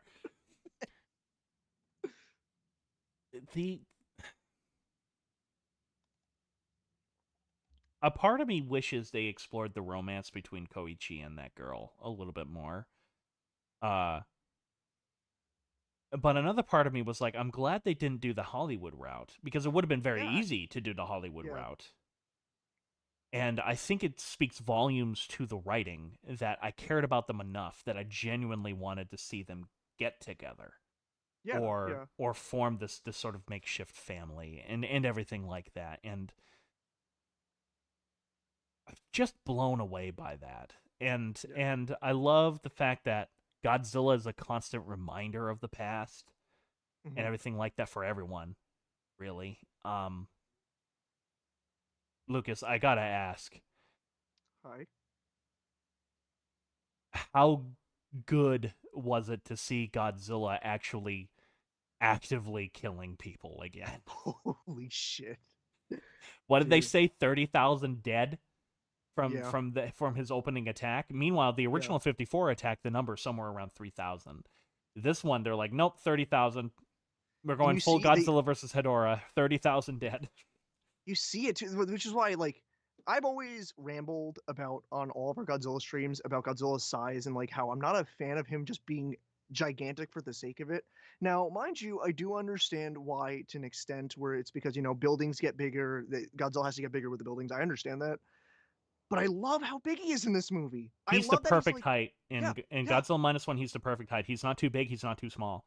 Yeah. And I love the fact that the filmmakers were like, again, this is why you got to put him in the hand. If you put a movie in the hands of an actual filmmaker, look what happens. This movie, I love how the director was like, no, I don't want to beat any records. I don't want him to be freakishly tall. I just want to tell a story where he fits. Yeah.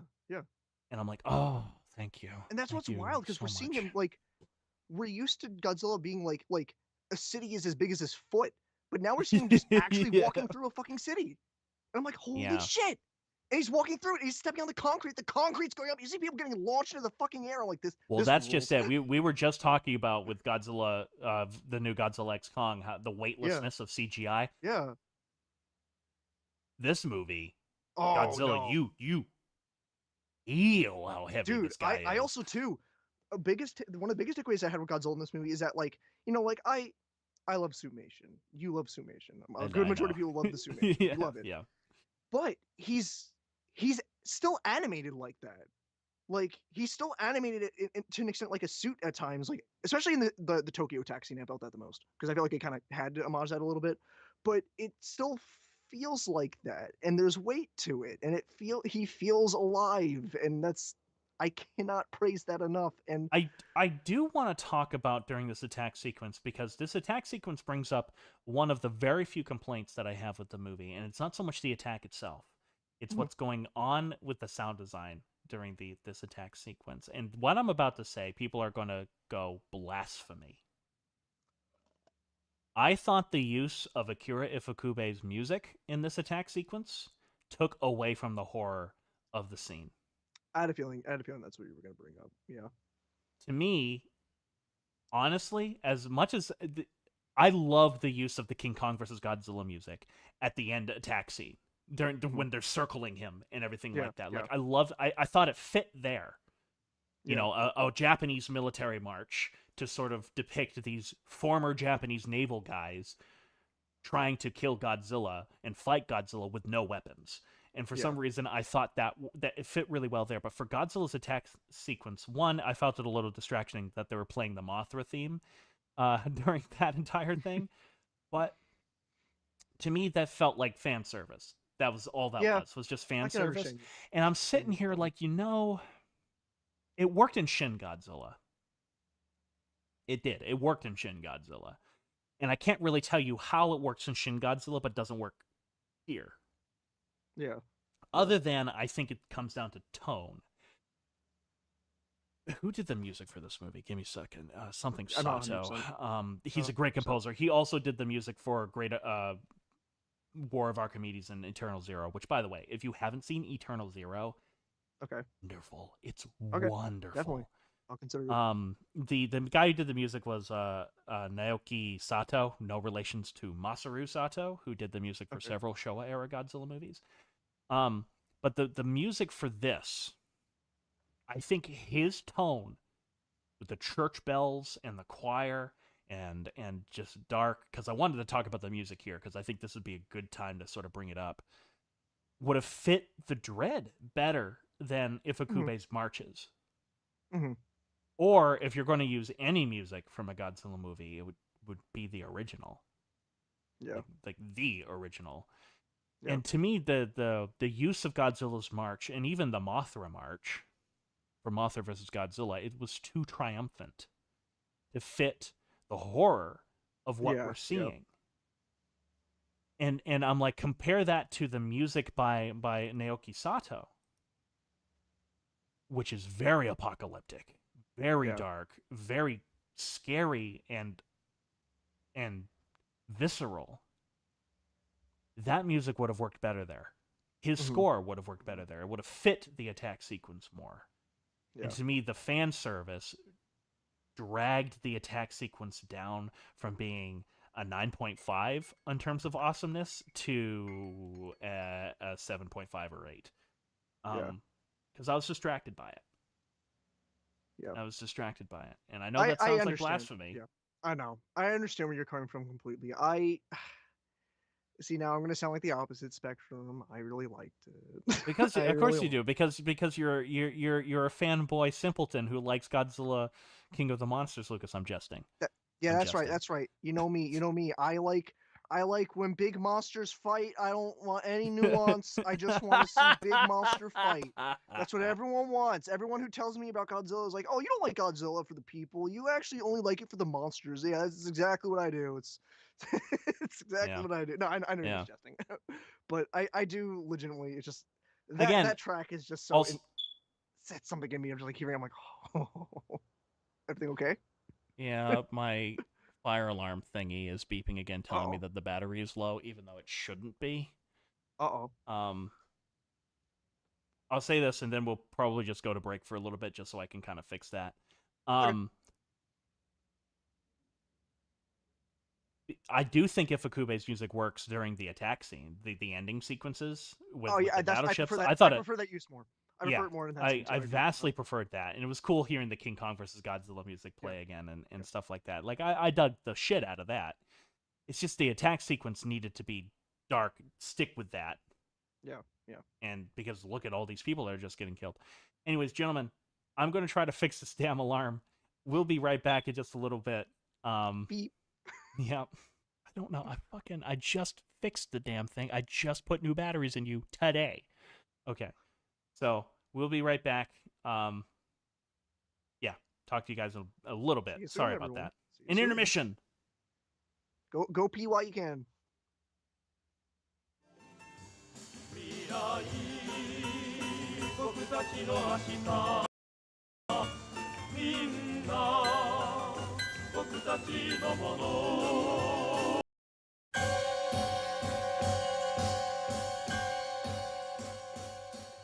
All right, gentlemen. Sorry about that. I had to We're go deal with it. back. We're back. Here we are. We are back. Adam, So, can I out you for one thing really quick? oh no. Because I could actually hear you during all of that. Oh yeah. But I there was a point where there was like multiple beeping, and it honestly sounded like a microwave. I'm like, bro, you fucking cooking something right now? No, I wasn't. It was me. It was me trying to turn the heater off. I figured. Yeah. The fucking everything over there I absolutely hate in every way, shape, and Yeah. form because the heater doesn't like to turn off when you press the off button. Yeah. And that's what I was doing it, and I just unplugged it. Yeah. It's Well, temporary. It's temporary. It's a temporary fix. It's like it's a band-aid. Yeah. Anyways, back to Godzilla Minus One. Hell yeah. So Lucas, on a scale from 1 to Hi. 10, how shocked were you when the girl was killed? Yeah, that scene is nuts. I think because it's also like it's coming off, and this is obviously a recurring thing throughout the movie, where it's like Koichi has one really happy moment in real of like, oh, maybe I can come through this, and especially that one is like he's like, maybe I can try to live, and then that happens. The Ginza attack happens, and It got he an is audible. It got an audible gasp from me in the theater when really, she got really, killed. I genuinely yeah, went. Oh! yeah. I I was shocked by genuinely that did too. that because I I was, wasn't. I did not think. And again, I should know better. I did not think the filmmakers would have the balls to do it. yeah, yeah.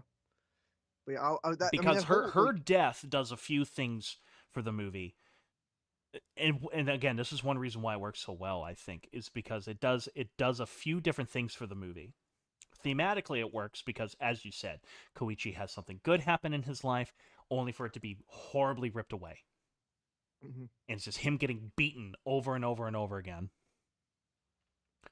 But for the movie itself, her death suddenly makes you go, none of our characters are safe. Yep. None. Yep. They pulled a Psycho. None of your characters are safe. Any one of these people could die at any time. And because of that, it made Godzilla's attack 10 times, just Godzilla in general, 10 times more terrifying. Yep. Yeah, it just ramped up the fright factor. Yeah. I'm like, this is great. I know I kind of like talked about it a little bit when we talked about the boat scene where he did it for the first time, but like on land for the first time where we visually see how his atomic breath works in this movie, I think that scene is so cool. I think it's my friend compared it to like a flintlock pistol. Maybe that's the wrong firearm, but I can see it. I don't think it's very accurate. To me, it's a nuclear reactor. Okay, yeah, okay. That's exactly what that is, and I think they did that very much so. Yeah. On purpose to make it look like a nuclear reactor, and I love I how painful it looks too. Yeah. Yeah, it's just really good, and the fact that it makes an atomic explosion. Yeah. Godzilla roaring at said atomic explosion in triumph. Yep. And then the black rain. Yeah. Which was very famous for after the Hiroshima and Nagasaki bombings. Yeah. And even the H-bomb tests. Yeah. The black rain that followed. Yeah, and I'm like, this is something I literally only think you wouldn't see this in a Hollywood movie. You wouldn't see those little details in a Hollywood movie. This is something that only the Japanese could really do. And again, I don't really believe in that statement. Because, and to me, you put your movie in the hands of the right filmmaker, and I think anything is possible. But again, it just shows that the Japanese know and understand the nuances of Godzilla. Mm-hmm. Yeah. And what goes into Godzilla. Yeah, totally. What makes Godzilla Godzilla. And just what makes him terrifying for them as a people, for them as a nation. Mm-hmm. And that entire attack sequence is just the fact that the authorities are overwhelmed afterwards from trying to find people. and meanwhile, it's only 2 years after they've been ravished by war, Yeah. Yeah. the deadliest war in human history, Yeah. and they're still missing people from that they're trying to find. And now Godzilla shows up. It literally is bringing them from 0 to -1. Yeah. And it's suddenly the title makes perfect sense. Yeah. Yeah. I think the title is kind of awkward for English language speakers, but for the Japanese, it's perfect. Yeah. Um, it's just so good. And again, seeing Godzilla actually killing people and going out of his way to kill people out of Yeah. anger hasn't Yeah. been done since Yeah. GMK. This Yeah. hasn't been done since GMK. And I'm Yeah. like, this is and to me, it's done even better here than in Yeah. GMK. Yeah. And I'm like, this is it's perfect, Lucas. The I'm like, sheer this is great. the sheer rage Godzilla emanates in this movie is that it's not like, and there's not like any kind of rhyme or reason. He's just a force of destruction in this movie, Well, he's pissed. and yeah, he's pissed. He's Like, pissed, and what's almost sort of terrifying about this is Japan had nothing to do with the atomic bombs. And again, this is a minor element, a mhm, sort of unsaid element of the original Godzilla. Japan just happened to be in its way.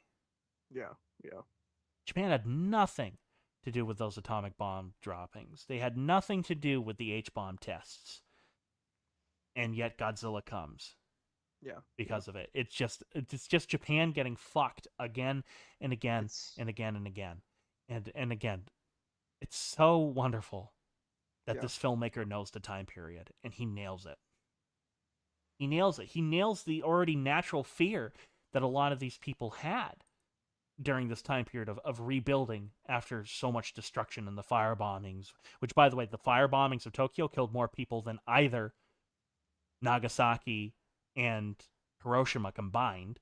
mhm, I mean, it was awful. I mean, you saw examples of during the fire bombings, which are a huge element in this movie, yeah, or a huge underlying current throughout this entire movie. After all, we hear that Koichi's parents, I think, died in the fire bombings. I think yep, they say. yeah, There was a story I read just to show you how bad it was. They found these people burned to death in a meat locker, and the only way they could get them off of the ground was to pry them out with shovels because that's of how so hot it got in there from the fires. And of course, yeah, Tokyo back then looked nothing like Tokyo today. Nothing like Tokyo yeah, today. Even the Tokyo of 1954 in the 1954 Godzilla movie looks nothing like what Tokyo looks like today. yeah, It's crazy how rapidly Japan grew post in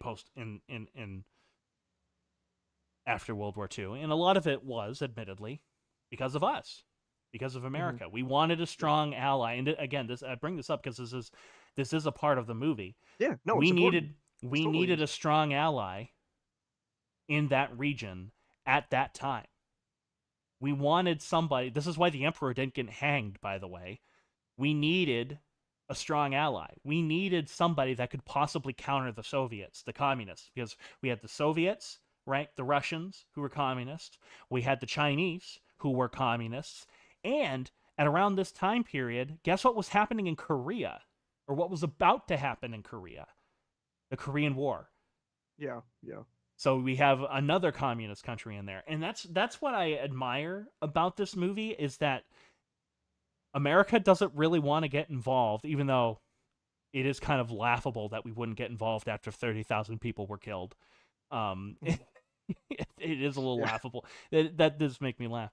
But I like this element of America is really kind of afraid to get involved because we don't want to piss off the Soviets right now. yeah, And yeah, I'm like, okay, politically that makes sense. yeah. It does. Would we not have gotten involved after 30,000 people were killed by a giant fucking monster? Uh, I think we would have gotten involved, but I Yeah. don't know. Uh, I don't know, but again, I like that. I like that the movie at least had the balls or the gumsha to kind of explain it why Yeah, we aren't yeah, here. I was like, okay, I get it. I get it. I get it. yeah. It's Um, like you said, it's believable. It's like I can it understand is. it. Yeah. It's Now, Lucas, hi. Do you have anything else to say about this attack sequence before I move on? No, I think I've said my piece for the most part. Like, Yeah, I think I do too, because it's just really good. I was also kind of surprised by how short it was. I was yeah, expecting it to be yeah, like the original Godzilla, where like the original attack sequence in the original yeah, Godzilla is quite drawn out, but yeah, purposefully so. This movie, I was shocked that it was only like 5 minutes at most. I was like, yeah, wow. I was genuinely shocked. I think we see a lot of it in the trailers. yeah, yeah. Um, That's probably like one of the scenes highlighted the most in the trailers. yeah, definitely, definitely. Yeah, Now, I wanted to ask you this, but I sure, don't know if sure. you knew about a lot of the criticisms with Shin Godzilla when it came out, particularly not so much in Japan, but over here in the West. Hmm. That everyone was complaining that Shin Godzilla was very bluntly nationalistic and very jingoistic, and calling for Japan to rearm itself and everything like that, which I don't agree with, by the way. Yeah, I I've think heard. it Yeah, does have a nationalist stance to it, yeah. but I don't think in the way that a lot of Western audiences interpreted. Uh-huh. I think they just were seeing too much into it. What I find interesting about Godzilla Minus One is that it still has this nationalist pride to it, but it Hmm. does so in the complete opposite direction, Hmm. where it's not the weapons or the army that's going to help us. It's the average everyday civilian. It's Yeah, yeah, instead of fighting for the purpose of perpetuating total war, we're now going to fight to save lives. yeah. And I mean, that's the what makes fact the. no, go ahead, Lucas.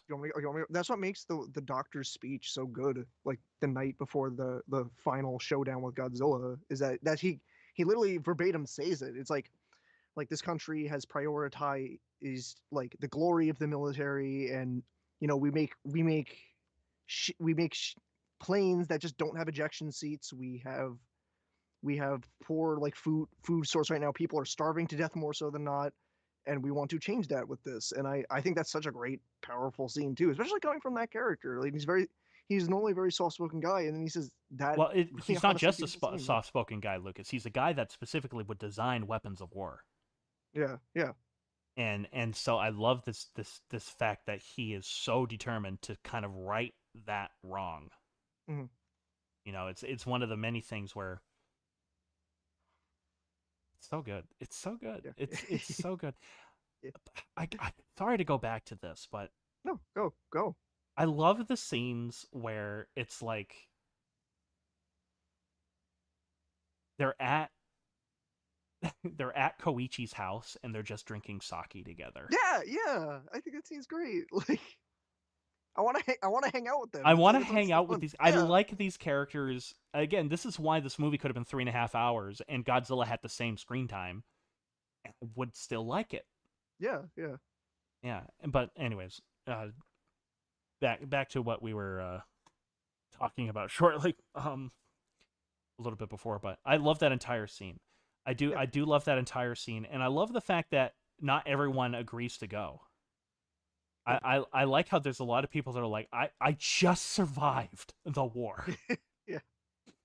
In a war where I literally had an 85% more that had an 85% mortality rating for people like me. Yeah, I yeah. just survived. I don't want to throw my life away just for this. And yet I love how a lot of those people come back Yeah. at the end of the movie and stuff like that. Like and again, the music is just so good during that scene too. Like when all the tugboats show up Yeah, yeah, and yeah. they start tying the tethers to the main battleships, they're all trying to yank Godzilla and bring him to the Yeah, surface. yeah. I love it. I love it. I love it, Lucas. Yeah. It was good. It gets to a point where it's like you talk about something you really enjoyed so much that it's like I don't know how many How else times to I can just talk say I about it? loved it. I was like, it was great. It was like, Um, um, I love the plane yeah, yeah, that Koichi has to fly. I genuinely thought here's what I genuinely thought the ending was going to be. I genuinely thought the ending was going to be Koichi doing the heroic sacrifice because to yeah, me that would yeah, complete his arc. It would. yeah, yeah, It would. But I'm so happy they went with what they did because one, I didn't yeah, see it coming. yeah. I thought they were going to do a Kobayashi from Godzilla Raids Again, where I'll Kobayashi explain my feelings on sacrifices that himself. after two. Yeah, Yeah, please do because I genuinely love the fact that he survives the ejection seat. And I love how we knew something was happening, we just didn't know what, because they cut away before Tachibana can explain it. Yeah, yeah, And I genuinely loved it. I genuinely yeah, loved it. I loved the intensity of that sequence. I loved the logic of the sequence too, yeah. where he's like, "No, I know how we can really hurt Godzilla. I do. I've seen it. Hmm. Let's just put a bigger bomb in his mouth." And I like Yeah, that. I like his twisted logic behind it too. I think yeah, works and yeah, fits with his character and fits in line with everything else that he has. As soon as that girl dies, what else has he got? You yeah, know? yeah, And exactly. I genuinely thought he was going to die. Yeah. Was going to die. And I was very pleasantly surprised. And also I think it fit his character arc better Hmm. that he live. Yeah. I don't know about you. What about So, what do you so think? I want to talk because I do want to talk about that because I was in that camp too. I thought it was going to be a suicide mission for him, that he was going to keep it to himself, and just that was going to be his redemption. Because, like you said, his arc was set up for it until again Tachibana shows up and he talks about, he is showing him around the plane and he shows him the safety leather. Now, this is where my not knowledge of planes is going to come into play, because my initial assumption was that he was lying to him in the moment, that that wasn't the safety, that was the ejection seat, because he knew he was going to go for it. So I thought that at first, honestly, I interpreted That that would at have first. So worked. when he's That would have seeing, when worked he's, too. yeah, Yeah. when he flies in and he pulls it and he didn't get ejected right then and there, I was like, oh shit, wait, oh fuck, no, wait, stop. Like, oh, but then yeah, we didn't see the scene. It was like the ejection would normally be like up here, I think it was around Mhm. there.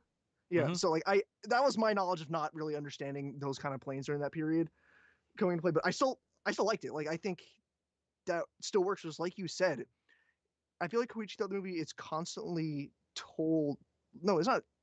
Not that I think he is. He's constantly told to keep living. Like, he's been through this monstrous war, but there's a reason to keep going forward. Like, his parents told him that, Enrico told him that, and I think that still works for his arc completely. I think 100% still works for his arc, that he has an ejection seat. I think it works better for his arc.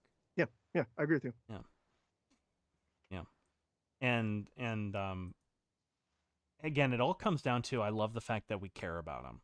Yeah, Because we care about him and we care about these people on the ships. hmm, We're really invested at this point as to if they're going to live or not. yeah, And again, having the girl quote unquote die during the attack sequence, we they all could die. yeah, yep, They're all cannon fodder at this point. And I genuinely, it was just really really well done, and done well enough that it wasn't over the top. yeah, Like yeah, this could have easily been over the top, and it wasn't. hmm, Again, this is one of Yamazaki's strengths, and it's just I was just pleasantly surprised by all of this. I knew something was coming. I just didn't expect it to be this. yeah, yeah. I loved the choice. I mean, I know it's kind of like Hollywood cinema stuff here, but like I really love the choice. The ones like right before Koichi flies in the plane, it is dead silent and just flashing between all the shots of the crew. No one knows what's going to happen, and it is dead silent. There's no like hum. It is quiet, and I could tell because both times I saw the movie, everyone was quiet. I couldn't hear a single thing in my You can hear, theater. yeah, same with me. Yeah, Same with me. Yeah. everyone was respectful and quiet during that scene. So when you see the plane coming in and the motor is fading in, the music is fading in, it's like, I thought that scene was awesome. It was awesome. Actually, you Yeah. know what, Alex Kogan, you have a good point. Koichi is a far better handled character than Haruo in the Polygon trilogy. Mhm. He not only actually develops, he I can't read that because fucking emoji thingy, a heart thing, blocking it. He says he does not. He not only actually develops, he doesn't take the coward's way out either.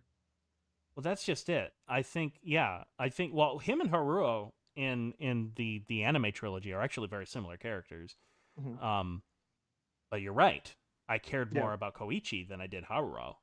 Yeah. And I think it's for some of the very same reasons that you state. You're rooting for for Koichi throughout the entire thing, and it's because he's just a good character.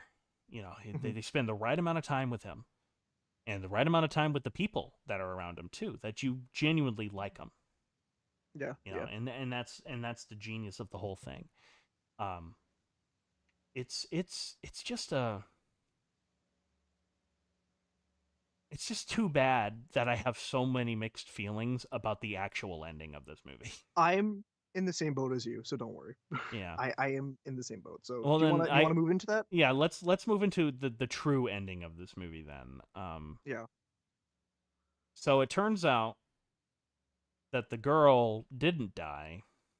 She was alive. She She was was found. alive and hardly hurt at all, apparently, Mhm. despite being flung back 600 feet because of a shockwave of an atomic bomb Yeah, going off. yeah. But you know, um, I didn't see it coming. I'll be honest. no, Like I did not see that it coming. I didn't I see it didn't. coming. Yeah. I do like I do like the embrace the two of them have in the hospital room. Oh I yeah. do Oh like yeah. It's that. fitting. Yeah. Yeah. It's But fitting, but are we gonna talk about the thing now? We're gonna talk about the thing now with that scene too. Adam? what other Hello? thing is there of the scene other than that she's alive? Did I miss something? Oh, did you not notice the neck thing? No, I didn't notice the neck Oh thing. What shit. was? Okay, so on her neck, there is a clear shot that like the side of her neck, like almost by the veins, are starting to blacken and they almost form what looks like a Godzilla spine on her neck. What? How didn't I see that?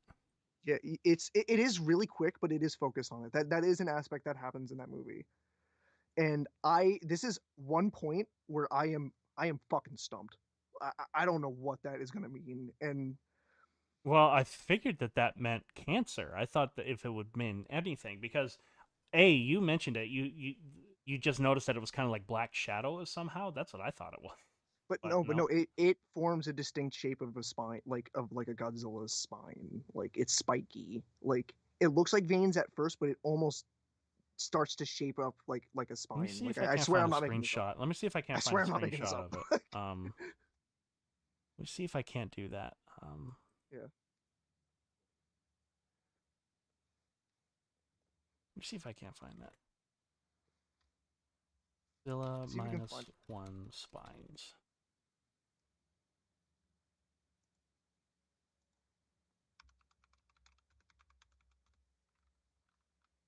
No, I'm not finding any images of it Yeah, I'm trying to see if I can find you something. because I didn't notice that. I'll be completely honest. I didn't notice it at all. Yeah. It happens. I swear to God it happens to you, dude. See if I can find it somewhere for you. Where are the leaks? I need the leaks right now. Where does the leak, ma'am? Uh But what was that growing on Noriko's neck? I know. Pretty sure she's going to end up being tied to Mothra. What the fuck? Don't read Reddit. yeah, I don't know about that. I don't know about that, but I see, like, to me, I thought it was like, because the movie does also, the other thing at the ending that we have to comment about is that Godzilla is not dead. He's Godzilla's not regenerating. dead. Yeah, He's regenerating. it was very Uh, GMK. the reason why yeah, my It friend was made the same very comparison, GMK. actually. Yeah. Same comparison. Now, the reason why I bring that up, though, is that, Adam, were you expecting this movie to do something like that? Oh To yes. set up, you were okay, so you were, yeah, because I was like, I wasn't sure going into it. Like, I was expecting just to be a standalone thing and that's it. So when they did that, I was a little whiplashed by it. I was like, oh, we're gonna set up for another movie in this one. Okay, all right. Like, but what did you feel about that? Well, What were your I don't really feelings? have a feeling about it because Okay, if they make a sequel to this, I kind of hope they don't. But if yeah, they I do kind make a that's sequel to it, it's fine. I care about the yeah, characters enough that I hope they use the same characters. But yeah, the thing is, I knew that Godzilla was going to live because you can't kill Godzilla. yeah, yeah. It's actually I think that's one of Toho's stipulations actually, that you actually can't kill Godzilla. Oh, okay, And all right. so I went in knowing that Godzilla was going to live in some way. I do Yeah, like how grody it is. I like how Oh yeah, it plays into yeah. it kind of plays into that. But again, this made me go, my God, if Hideaki Anno did this. It kind of looked like the mask at the end of the movie kind of looked like, I don't know if you know anything about Resident Evil, but it looks like a lot of like what characters would mutate into in Resident Evil, like these fleshy, like bubbly Yeah, yeah, creatures. yeah. Like Well, it's gross, but I like it, yeah, and yeah, and stuff. Godzilla minus one neck. Screen rant. Okay, this is what they're telling me to look up. So, yeah. I'll be looking at I just found the this. article too. Don't make Still me don't do see a too much. picture of it though. I don't think they're gonna be allowed to post a picture because like it's an official website. They might describe it. The part of me Uh, doesn't like that. Like it just takes me if that's what really is being seen. Clearly it is because you guys are all saying it. yeah, But if she's growing a spike out of her neck, like to me it's not like a that's it's not like a literal spike. It's just like the veins, like and the blackened veins form the shape of one. It's not like an actual physical spike coming out. hmm. But I swear it's there. I swear it's in the movie. Because I was like, what is this? Is it just a bit more nuanced ending to Shin Godzilla? What is this? Yeah, You know, Lucas, to kind of go back onto something really quick, you sure. mentioned something kind of interesting. You mentioned something that I think is very apt. You Sure. said, I know this is very Hollywood when you were just Yeah. talking about something a little bit earlier, but I think this is actually a good time to kind of bring this up. Sure. As much as I love this movie, and I Mhm. mean genuinely love this movie, I think one reason why it's being so universally hailed by everyone Mhm. is because it is a lot more mainstream in many ways I than agree with you. Shin I agree Godzilla. with you. Yeah, I agree with you 100% on that one. Yeah. Yeah, yeah, But yeah, yeah. It's but extremely well. Extremely extremely, yeah, well. exactly. It is good. Like it's actually like real. That was the thing with my praise about it is that like I love Shin Godzilla. Awesome fucking Mhm. movie. Right. Way harder for mainstream audiences to digest that movie Oh yeah, big because time. we're following the Japanese government. This movie we're following people. Like we're following people. Like Yeah, yes, they might. we're painstakingly following all of these people. Yeah, Meanwhile, we're not summarizing any of this stuff. We are going to show that there are hundreds of people at play here and not just yeah, two or three. yeah, yeah, Again, I love that little gag on Shin Godzilla where the main character's subtitle gets longer and longer and longer and longer as the movie goes yeah, along. I think that's pretty funny. yeah, yeah. Um, but I do agree. I think this movie is a lot more Hollywood Mhm. than Shin Godzilla ever was, or even ever had the intent of being. I think it also like, and I hope this isn't like a controversial feeling. I think it has some influence from the Legendary movies too, Oh, big specifically time. 2014.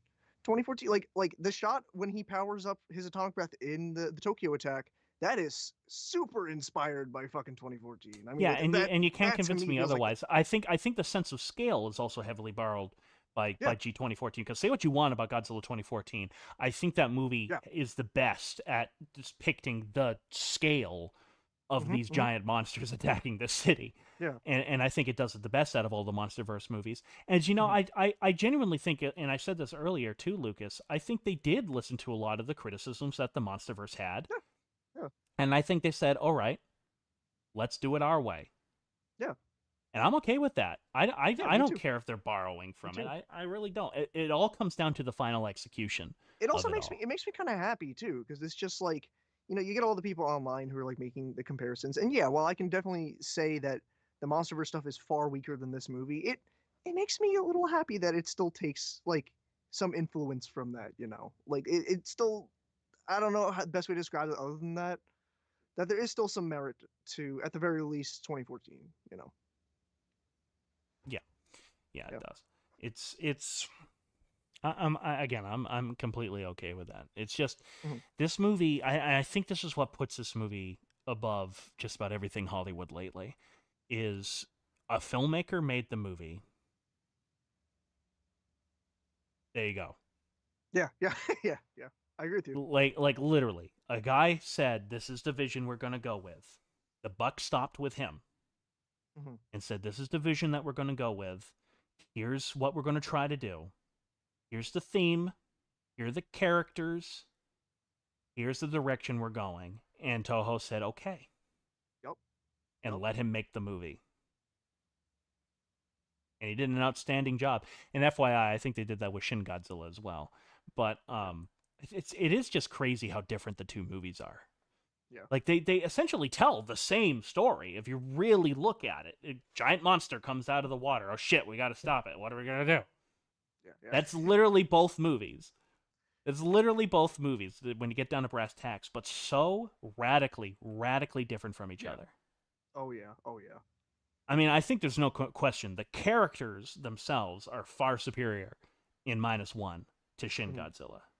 I think I agree with you on that too. But yet there's stuff in Shin Godzilla that I think are more up my alley to And Minus this One. is where my internal battle is at with this movie I have a currently. big battle going on right Yeah, now too.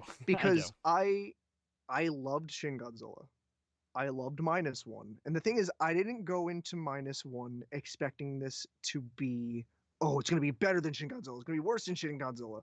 But realistically, and you actually told this in private conversation we had just casually, that comparison is going to be there regardless. Like, we can't stop that. The conversation topic's there, it's going to be there. Mm-hmm. But I just like, so it puts me in a weird spot where I'm like, I don't know which one of these I prefer over the other. I like both of them for a lot of specific reasons. And I think if anyone walked up to me and was like, Shin Godzilla is my favorite one, no, Minus One is my favorite one, I can't argue with that, man. They're both really fucking good movies. Like, I can say without a shadow of a doubt which one I prefer, yeah, and it's Shin Godzilla. yeah, Spoilers. It's yeah, Shin Godzilla, and literally it all comes down to this: what kind of movie and what kind of story do I want to make, and what I want to tell? Shin Godzilla fits more in line with this, not just the story wise, but also the execution, the crazy camera angles, how it never cuts to shot reverse shot, the characters being introduced with subtitles and everything like that. I'm like, literally, Shin Godzilla is what type of movie I want to make. And what type yeah, of movie I yeah. want to see, not just in terms of a Godzilla movie, but in terms of a war The film, movie, yeah, it's a war film movie. Yeah, just in terms of like a crazy story that's being told. Like if somebody told me, Adam, make a movie about Chernobyl, it would look similar to Shin Godzilla. You know, yeah, it all comes down to that. It really does. However, god damn, is Godzilla Minus One an yeah, excellent film, and yeah. I think I've heard this floated around by one of my friends, Trevor Thompson. He told me, and I quote, "This is going to be the King Kong 2005 to Godzilla 1954." Yeah, I remember you mentioned that comparison to me the other day too. I Yeah, think it and I can see fits. it. I see it. I see it. Fits. I really do. I really do. I think it fits. I think people are. I don't know. I don't know. I at the fact I just kind of want to revel in this a little bit. Hmm. The fact that we've got two Godzilla movies, right, that tell relatively the same story, right, and both are excellent, like Yeah, A grade, excellent. yeah, I think says a lot about the Reiwa era. yeah.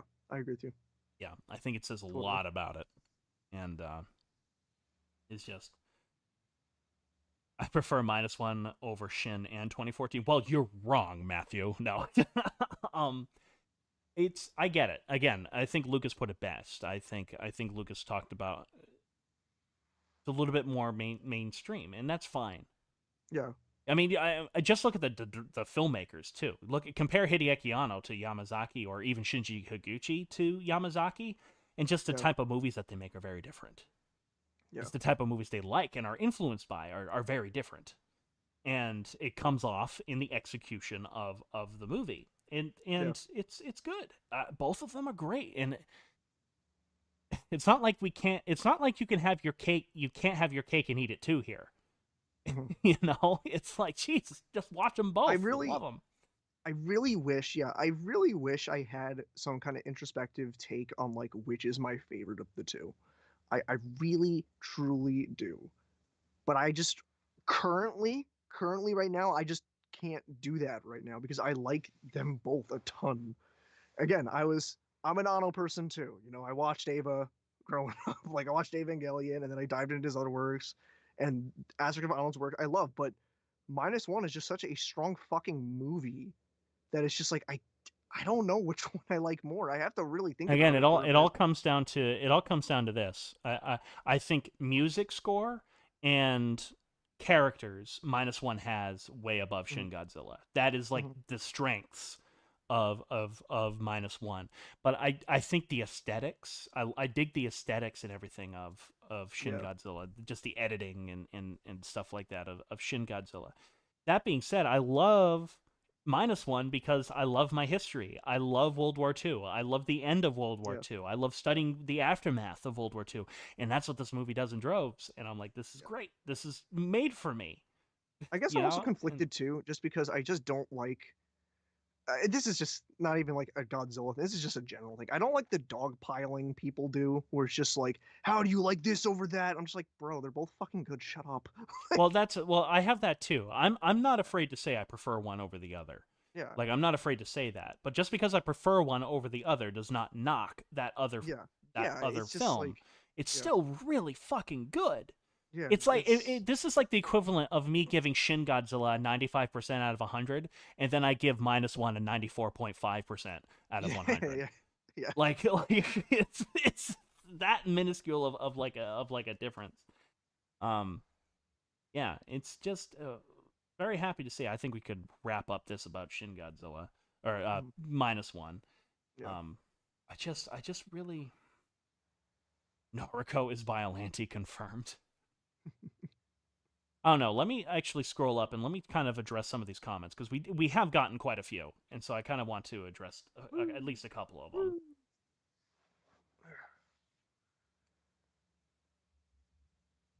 I actually love the ending, but I can see why I understand why some won't like Noriko surviving. Yeah, like if I had done the ending of this movie, and this is me personal, if I had written this movie and had to keep everything the same except the ending, I would have left her dead, and I just would have ended it with our main guy, um Koichi, holding that little girl's hand. Yeah, yeah. And to me, that would have kept the theme as well, just as Yeah. much as what we got in the movie. It would show how And far still, Koichi has come too. Like, oh yeah, definitely, yeah, definitely. Because there's also the theme of him just being afraid of getting too close to these people. yeah, Yeah, yeah. Which again is what makes that whole breakdown scene such a big deal for him. yeah, So good. Radiation burn, but yeah, it's a very strange one about the ending. On top of the fact Godzilla is regenerating and it was said samples were collected. Yeah. So it really hints that because samples were there, this is again something the Shin Godzilla did as well. Those samples are going to regenerate yeah, yeah. and create something. Yeah. The black mark on Noriko is in fact radiation scarring and poison. See, that's what I thought it was. But the thing is, it's like I understand that it you see it move on camera. Like It you see moves? very like it kind of gets larger as that scene goes on. Like How didn't I see this at all? that's my one thing is like I don't, and I'm not saying this as if I know what the fuck. I don't know what the fuck it is. That's my whole point here. Is that like I don't know where they're gonna go with this. Either maybe it's like the attacks of Godzilla caused a new sickness amongst the Japanese people. I don't know. Like Which is interesting. That yeah, would be an yeah, interesting thing. yeah. That's what I was thinking it might be going with. But like I don't want to. I don't want to like call it because it's like it's so open ended at the end there. Um. See, that would be an interesting. That's I like that idea a lot. Yeah. Actually, that would actually be a really interesting idea if you were to just make a generic movie after that doesn't necessarily need to have Godzilla in it. Go into the aftermath of what does this radiation do? What the sickness that would Yeah. come Yeah. after that. Like to me, you get an interesting at least a book out of Yeah. Yeah. that. Just going into the complications after all of this happening, or what about dealing with a dead giant monster carcass?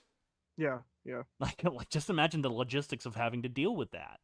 That to me. There's so many cool ideas that you could do with a movie like this. Yeah.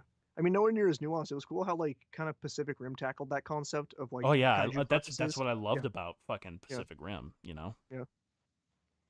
Ironically enough, too, same IMAX theater I saw Pacific Rim when it first came out when I saw mine. Yeah, I saw Pacific Rim at a drive-in. Oh yeah, I That remember you was telling me that. that was awesome. That's tight. Yeah. See, I'm trying to read this article just for a little bit, just to try to get a better sense. See, now I got to see the movie again. Unfortunately, I think Lucas, you have a better grasp on your opinions on the movie more than I do because I've only been able to see it the one time. Yeah, yeah. But there was never really anything that changed on my second viewing with it. But I'm also like kind of a creature of like habit where it's just like it's unless it's like really egregious. If I liked something the first time, if I watch it again, I'm usually still pretty fair about it. Maybe I'll notice like one or two things, but like never like I'll suddenly flip flop completely. You know what I'm saying? You see, this is interesting. This the Screen Rant article that I'm reading Hmm. says here. Unfortunately, Noriko may not survive for very long. The final zoom in on her skin reveals black marks that indicate she is suffering from some level of radiation sickness. This further proves just how directly Godzilla's heat ray in Godzilla Minus One is intended to mimic an actual atomic explosion. Noriko Hmm. bears marks of radiation sickness, just like so many victims of the bombings of Hiroshima and Nagasaki at the conclusion of World War II. So many people were actually afflicted with a bit of like the skin blemishes and sickness and stuff like that, and the Hmm. scarring and the burns, that it Yeah. actually became a derogatory term. And I Hmm. forgot what the term was, but in fact, I want to say this: a Japanese prime minister was actually ousted because he used that derogatory term to describe something. Yeah. But there was a direct term that was used to describe the survivors, and it was almost like a stigma was associated Yeah. with Yeah. survivors, and it actually became a big part of Frankenstein Conquers the World. Actually, there's actually a big thing about it in that movie about this whole thing, Hmm. and you see, that's what I thought they were going for Hmm. in that is It that might still she be that. she has that scarring. It's just that's how it. Yeah. She's going to become one of them, Yeah.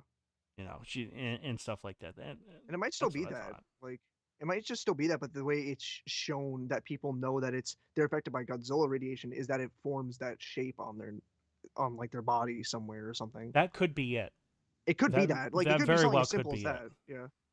Yeah. Oh no. Very good. Another reason why I should go back and rewatch it. Hmm. Just for that. Just so I could kind of pay attention to that. Oh.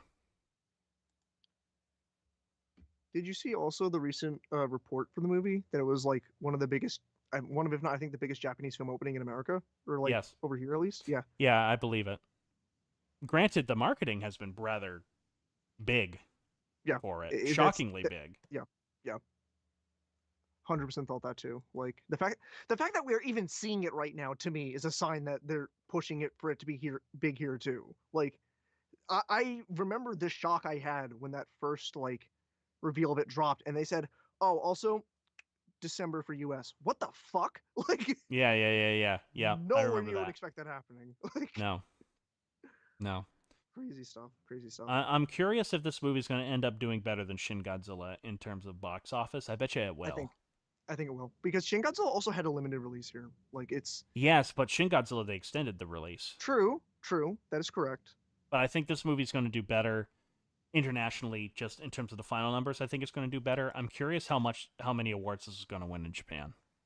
Yeah, me too. Me too. And I love how there are actually, I don't think this is going to happen, but there are now genuine talks about this getting a nomination for Japan from Japan for their Oscar for best foreign language film.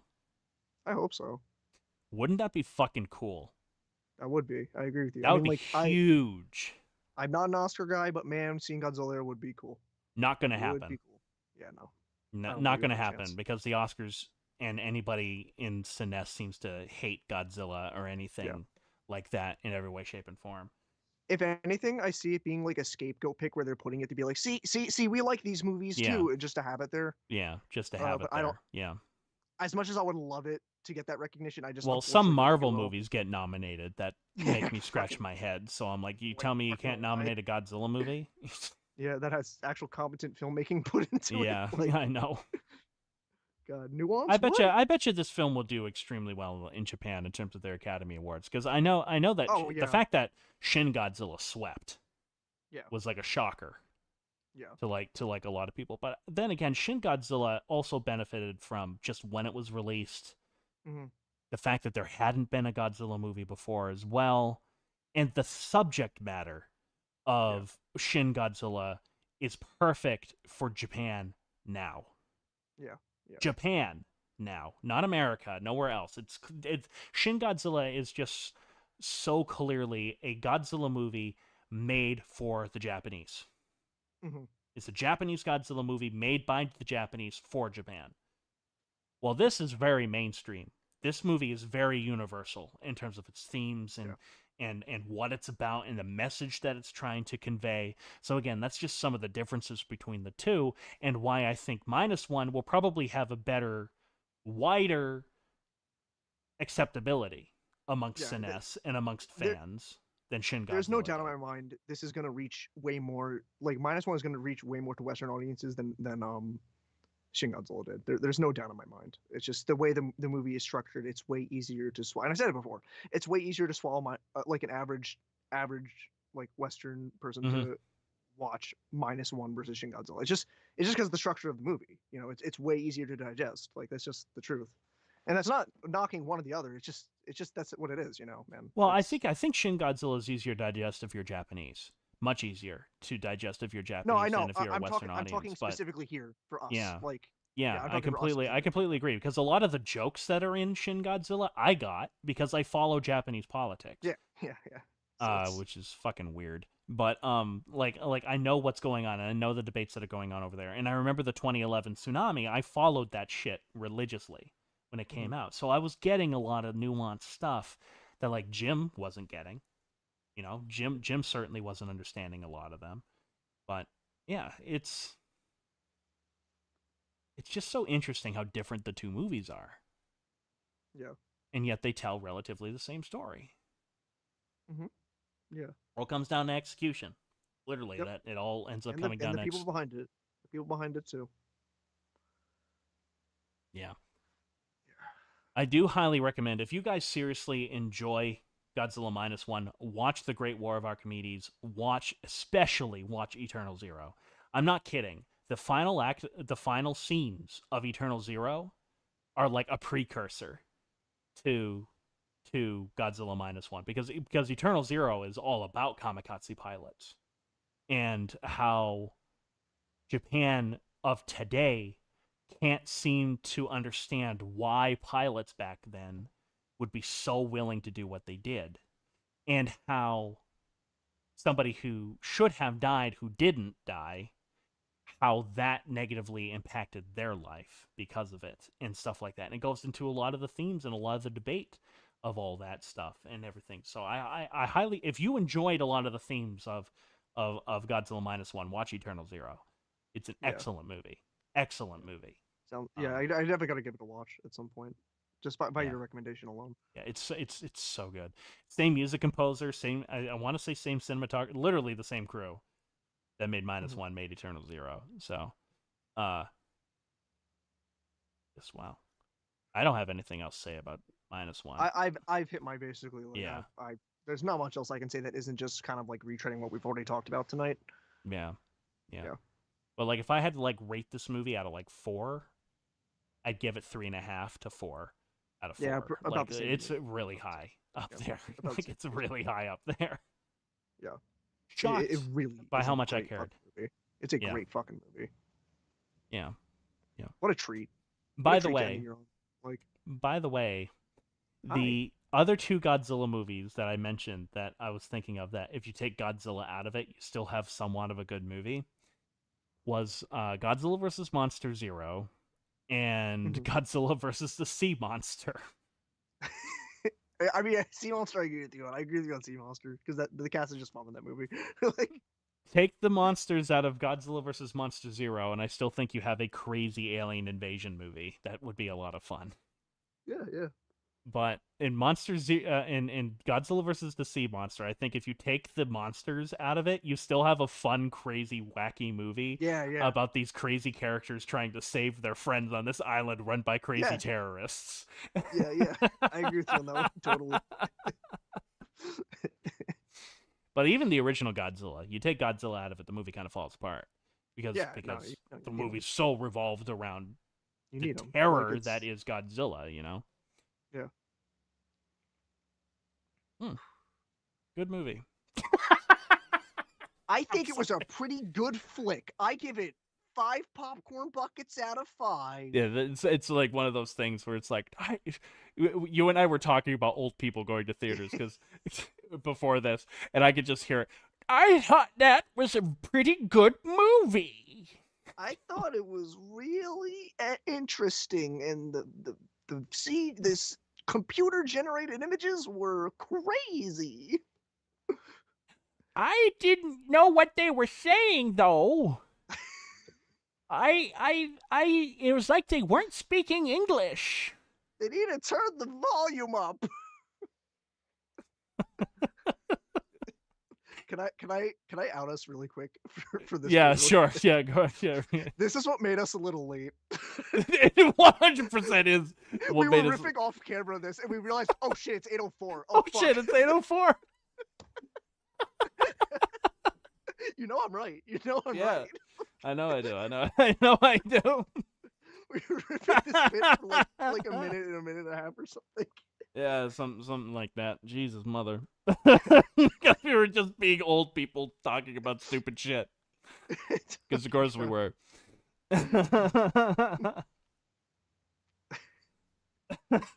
Ooh.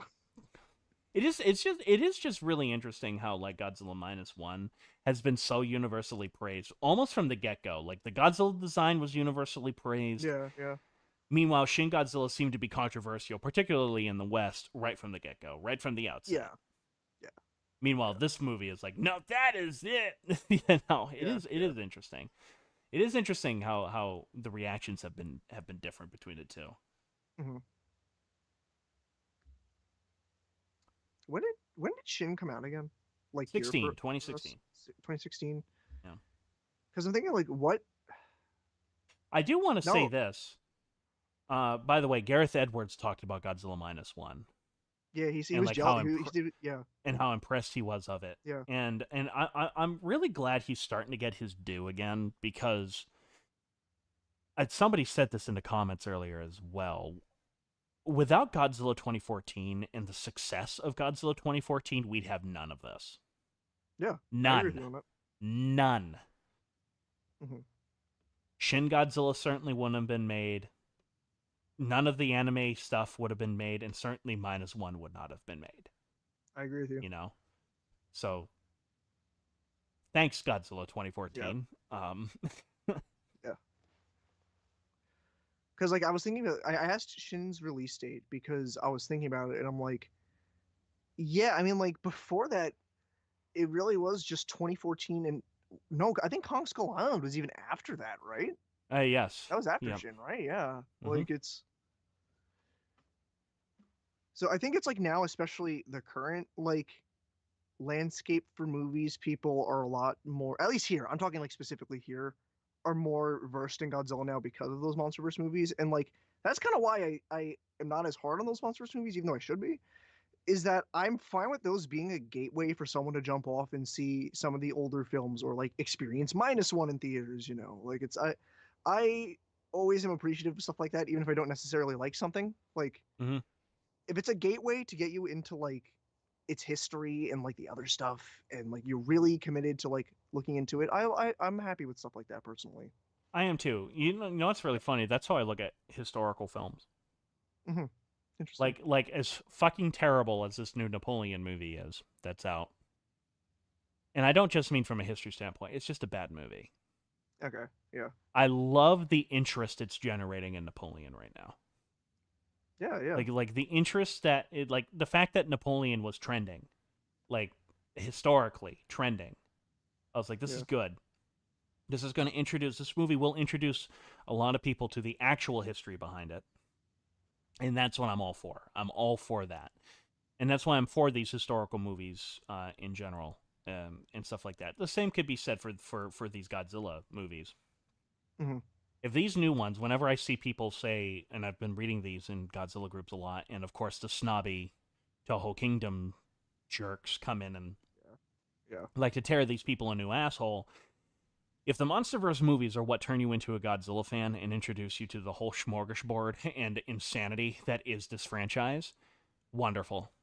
Yeah. Yeah. 100% with you on that. Like it's If not. Godzilla 98 is what introduced you to Godzilla and got you into this whole smorgasbord of insanity, wonderful. Fuck yeah. Fuck yeah. I can't I can't emphasize that enough. I can't get over some of these Godzilla snobs in these It's just groups. It's sickening. it's just it's just dumb elitism, and I'm just like I'm It is. so I have grown like I like there are times and like maybe there's some things I'm still like that about with, but like I feel like I also as a person have just grown past where I'm just like, what the fuck am I doing here?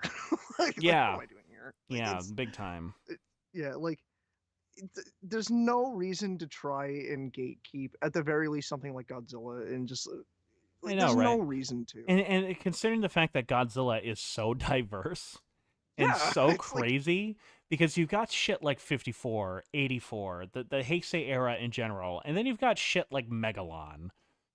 yeah. And I'm like, yeah, I want to see a Jack Nicholson mecha. I want to see mecha Jack Nicholson fight a giant cockroach in Cyborg Chicken. I want to see that. I And want to see that's it. why I like sitting back and I go, look, if you don't like these darker Godzilla movies, and I'm looking at you, Toho Kingdom, if you don't like this stuff and you think that the Showa era is the end all be all for Godzilla and anything made after 1975 is just garbage, you know what? Go ahead and think that. You have your Showa era movies to watch because of it. Yeah, yeah, it's like it's fine. Meanwhile, I'm gonna just take my whole plate here, this I whole know. smorgasbord, and go have a nice fucking meal. I love them Whether or not I like all. the meal or not, it doesn't really matter. I'm having a I'm fucking meal. Like, it's yeah, that's just it. And it's like I, I have a Godzilla movie for whatever mood I'm in. yeah, yeah. Like I've always said this to people. Like my rainy day movie, like if I'm like in a really shitty fucking mood and just depressed and sad, in goes Son of Godzilla, Yeah, yeah. and all's right with the world. You know, it's either that or Godzilla versus Megalon. In all Yeah. seriousness, like those like both of, I think Son of Godzilla is a ridiculously better movie than For me, Megalon, if I'm but talking strictly Godzilla movies, for me, it's always going to be Godzilla vs. Mechagodzilla, the original one. that makes I so love much that. sense. It's such I a love that fun fucking movie, movie. you know. Love that fucking movie. I still can't get over frickin' Stuart Galbraith the Fourth and Steve Rifle, two of like the biggest Godzilla historians out there, Hmm. in one of their G Fest panels, blatantly saying, "Yeah, Godzilla versus Mechagodzilla." I couldn't help but feel let down by that movie and how the quality had just gone so down since the early '60s. And I'm like, "Are you fucking kidding? Did you watch the movie?" Adam, really quick, listen to me real quick. Okay, In I'm listening. I'm listening. I'm listening. response to that, nah. All I have to say, The most accurate nah. thing I've heard. Whenever somebody says Godzilla versus Mechagodzilla is shit, I go, "Excuse me, there. Excuse me." Nah. Nah rules.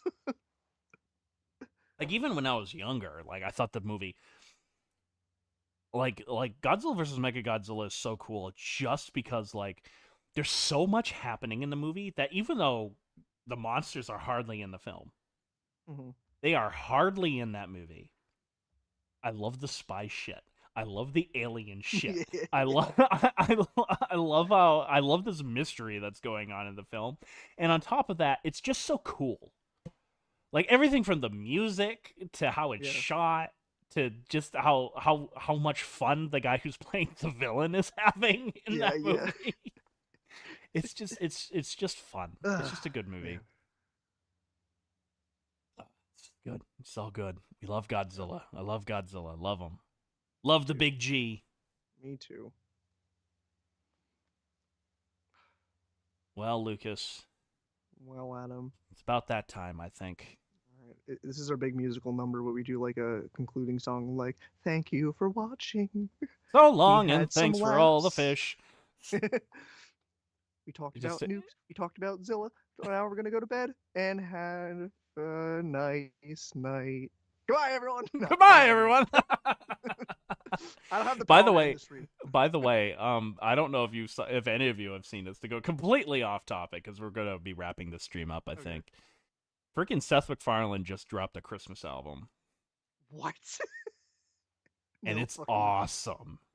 Fuck yeah. Oh, It's shit. so good. I have to look at it. I have to look into it. It's really good. It's really good. Oh shit. I almost forgot that. Yeah, it's December, and yes, Merry Oh, Adam. Christmas, everyone. Adam. Yeah, it's December. Don't remind me. Yeah, well, I'm sorry. I'm sorry. I'm so sorry. No. No, it's not even that. It's more so just the fact that, like, Jesus Christ, time doesn't exist anymore when you're working full time. It doesn't exist anymore. It just doesn't. You, It's you not a thing blink and anymore. it's Friday. I'm like, what the fuck happened? Yeah, yeah, Bro, I was just planning out my video for the week literally 2 minutes ago. What happened? yeah. Like, uh, It's been a year. I'm yeah, actually tempted to just do a Christmas themed live stream sometime later oh shit. this month, just because I love Christmas. I do. If I can make it, I'd love to make it. Well, I'm thinking I might invite Jenny on because Jenny and Antonio, because both of them have very different opinions of the Rankin Bass Oh, holiday shit. specials, Well, and I think it would be funny to have them both on. Uh, but yeah, this was supposed to be the Christmas live stream, and then all this shit with Godzilla just got puked on us. nah. Godzilla stole Christmas this year, guys. Godzilla blatantly stole Christmas this year. No, How the no Godzilla ifs, ands, stole or buts. Christmas. Yeah. Make way, Grinch. Here comes a giant radioactive dinosaur. Oh, shit. Well, I'm gonna wrap this stream up. We've been streaming for 2.5 hours. I think that's a good length. We talked about just about everything we want to talk about. Mhm. I want to thank everybody for showing up. But Lucas, before we leave, Hi. if you could pimp yourself out for a little bit, because you make shit too. Oh, wow, I kind of do. But hi, everyone. My name is Lucas. As y'all know, I have a channel, Pow Pop. I do game streams there. This week, I will be streaming twice this week. Specifically, y'all should tune in. December 7th, you know, is a big day in the game community. You know, it's the Game Awards. It's, you know, the big game show with all the Game Awards. Look me in the eyes really quick. Fuck that. Come to my channel. We're playing Pac-Man World 2 that night, baby. So come watch me. For context, I played Pac-Man World 1, the remake, last year, not knowing the Game Awards were happening. So fuck it. This year I'm doubling down. We're purposely doing it on the Game Awards this year. So if you want to check that out, we really appreciate it. I also have, I got the Twitter or the X or whatever it's called now. Um, I have that where I post artwork, and I also have an Instagram now that's just like, it's like Pow Pop. It's just P0WP0P. You can find me there where I'll post art every now and then too. Art's a little dry right now. I'm not gonna lie to you, gang, but every now and then I post an artwork there. But that's where you can find me for right now. And for 2024, I have stuff in the works. Like I really want to make it a pretty big year. So that's me. Yeah. And I love that. I do want to address John's comment. King Kong What? Escapes is my favorite Rankin Bass Christmas movie. It's very true considering the fact that Rankin Bass made the movie, or put up the money for the movie, I should say. Adam is going to watch the 4-hour cut of Napoleon, though. No 4-hour cut is going to save that monstrosity of a movie. None. Is it really going to be a That's... 4-hour cut? Well, yeah, they've been I teasing don't it. know. They've been Oh, teasing it. okay. Ridley Scott has been teasing that his cut of the movie is 4.5 hours, and Apple TV has been kind of teasing that they might drop it in like Okay. next year Okay. or something like that. Will I watch it? Yeah. Will I At like least you it? met it. Will I like it? No. Yeah. Wonderful. delicious. It tasted better the first time. I'm just gonna let everybody know. Ain't that the worst? It's the worst. The Oh, stinky burps. Well, everybody, I don't really need to pimp myself out because this is my channel, but all my social media is indeed in the description below. I'm not saying what's in store for 2024 because I don't really know what's in store for 2024 other than a lot more history videos and probably a lot less Godzilla stuff, unfortunately. But that's why we have these live streams. I plan on, whenever big Godzilla stuff comes out, I do plan on doing at least these live streams because while my Godzilla audience is far from my main audience now, my main audience is now history, you guys are very loyal, and I intend to keep you. Plus, who the fuck am I kidding? Even when I get sick of talking about Godzilla, Godzilla never seems to want to leave me. So, well, you can't kill Godzilla. No. You can't you kill just Godzilla. can't. You just can't. You just can't. Well, Lucas, thank you very much for joining me. It is always a pleasure to have you. Proof, ladies and gentlemen, that nothing happened between Lucas and I. We were just doing different things at different times. Did you know that we're adults? Yeah. I didn't. Sometimes it's hard for me to accept that, honestly. Yeah. But it is very hard to accept that. I will, sometimes. If I may comment on that, because I kind of didn't show it when you mentioned it to me. I am actually kind of touched that y'all were concerned that I haven't been here in a while. You know, that means a lot to me. It would be. It's like one thing if it happens in one stream, but when it happens in 3 streams, where they're like, "What happened to Lucas?" Yeah. I'm like, oh, no, we didn't get into, like, everyone's like, did you guys get in a fight? And I'm like, yeah, I beat his ass. Freaking. yeah, you would, bro, you can just fucking slap me and I'll be like on the ground, like the Family Guy fall pose. like my arm is like over my fucking shoulder. Yeah. That's exactly what happened. That is 100% what happened. That is why Lucas wasn't on. In fact, the only reason why Lucas is here right now is because I have an actual gun pointed to him right now. Yeah. It's impressive because he's so far away from me now. He's like multiple states over, and he's still able to do it. I don't know how he gets away with it. Yeah, it's very it's a lot of talent. For real. Despite me always trying to have a character when I do online internet stuff, thank you. That really means a lot. It's a big motivator and just like makes me feel happy. You know that some people care about my little opinions on Godzilla. Thank you. Yeah, I mean it's fucking Godzilla, man. Yeah, fist bump, dude. Fist bump. Big freaking lens on the camera breaks for no reason at all. I like actually punch my camera like, oh shit. Oh shit. I can't do that because the stand I have right now is super like finicky. I don't want to fuck with it right now. Yeah, I've actually got to fix it because my little thing to make it like level just fell in the back. Oh wow. I can tell. Ooh. On that note, ladies and gentlemen, thank you very much for watching. Stay tuned for more Godzilla content a bit later. I don't know, whatever the fuck, I don't care. We'll talk to you guys later. Merry Christmas, everybody, if we don't do a live stream later. Merry Christmas. Merry Christmas. Merry Christmas. Christmas. I hope I get a yo-yo this year. Choo-choo. Anyways, guys, catch you later. Peace out, Cub Scouts.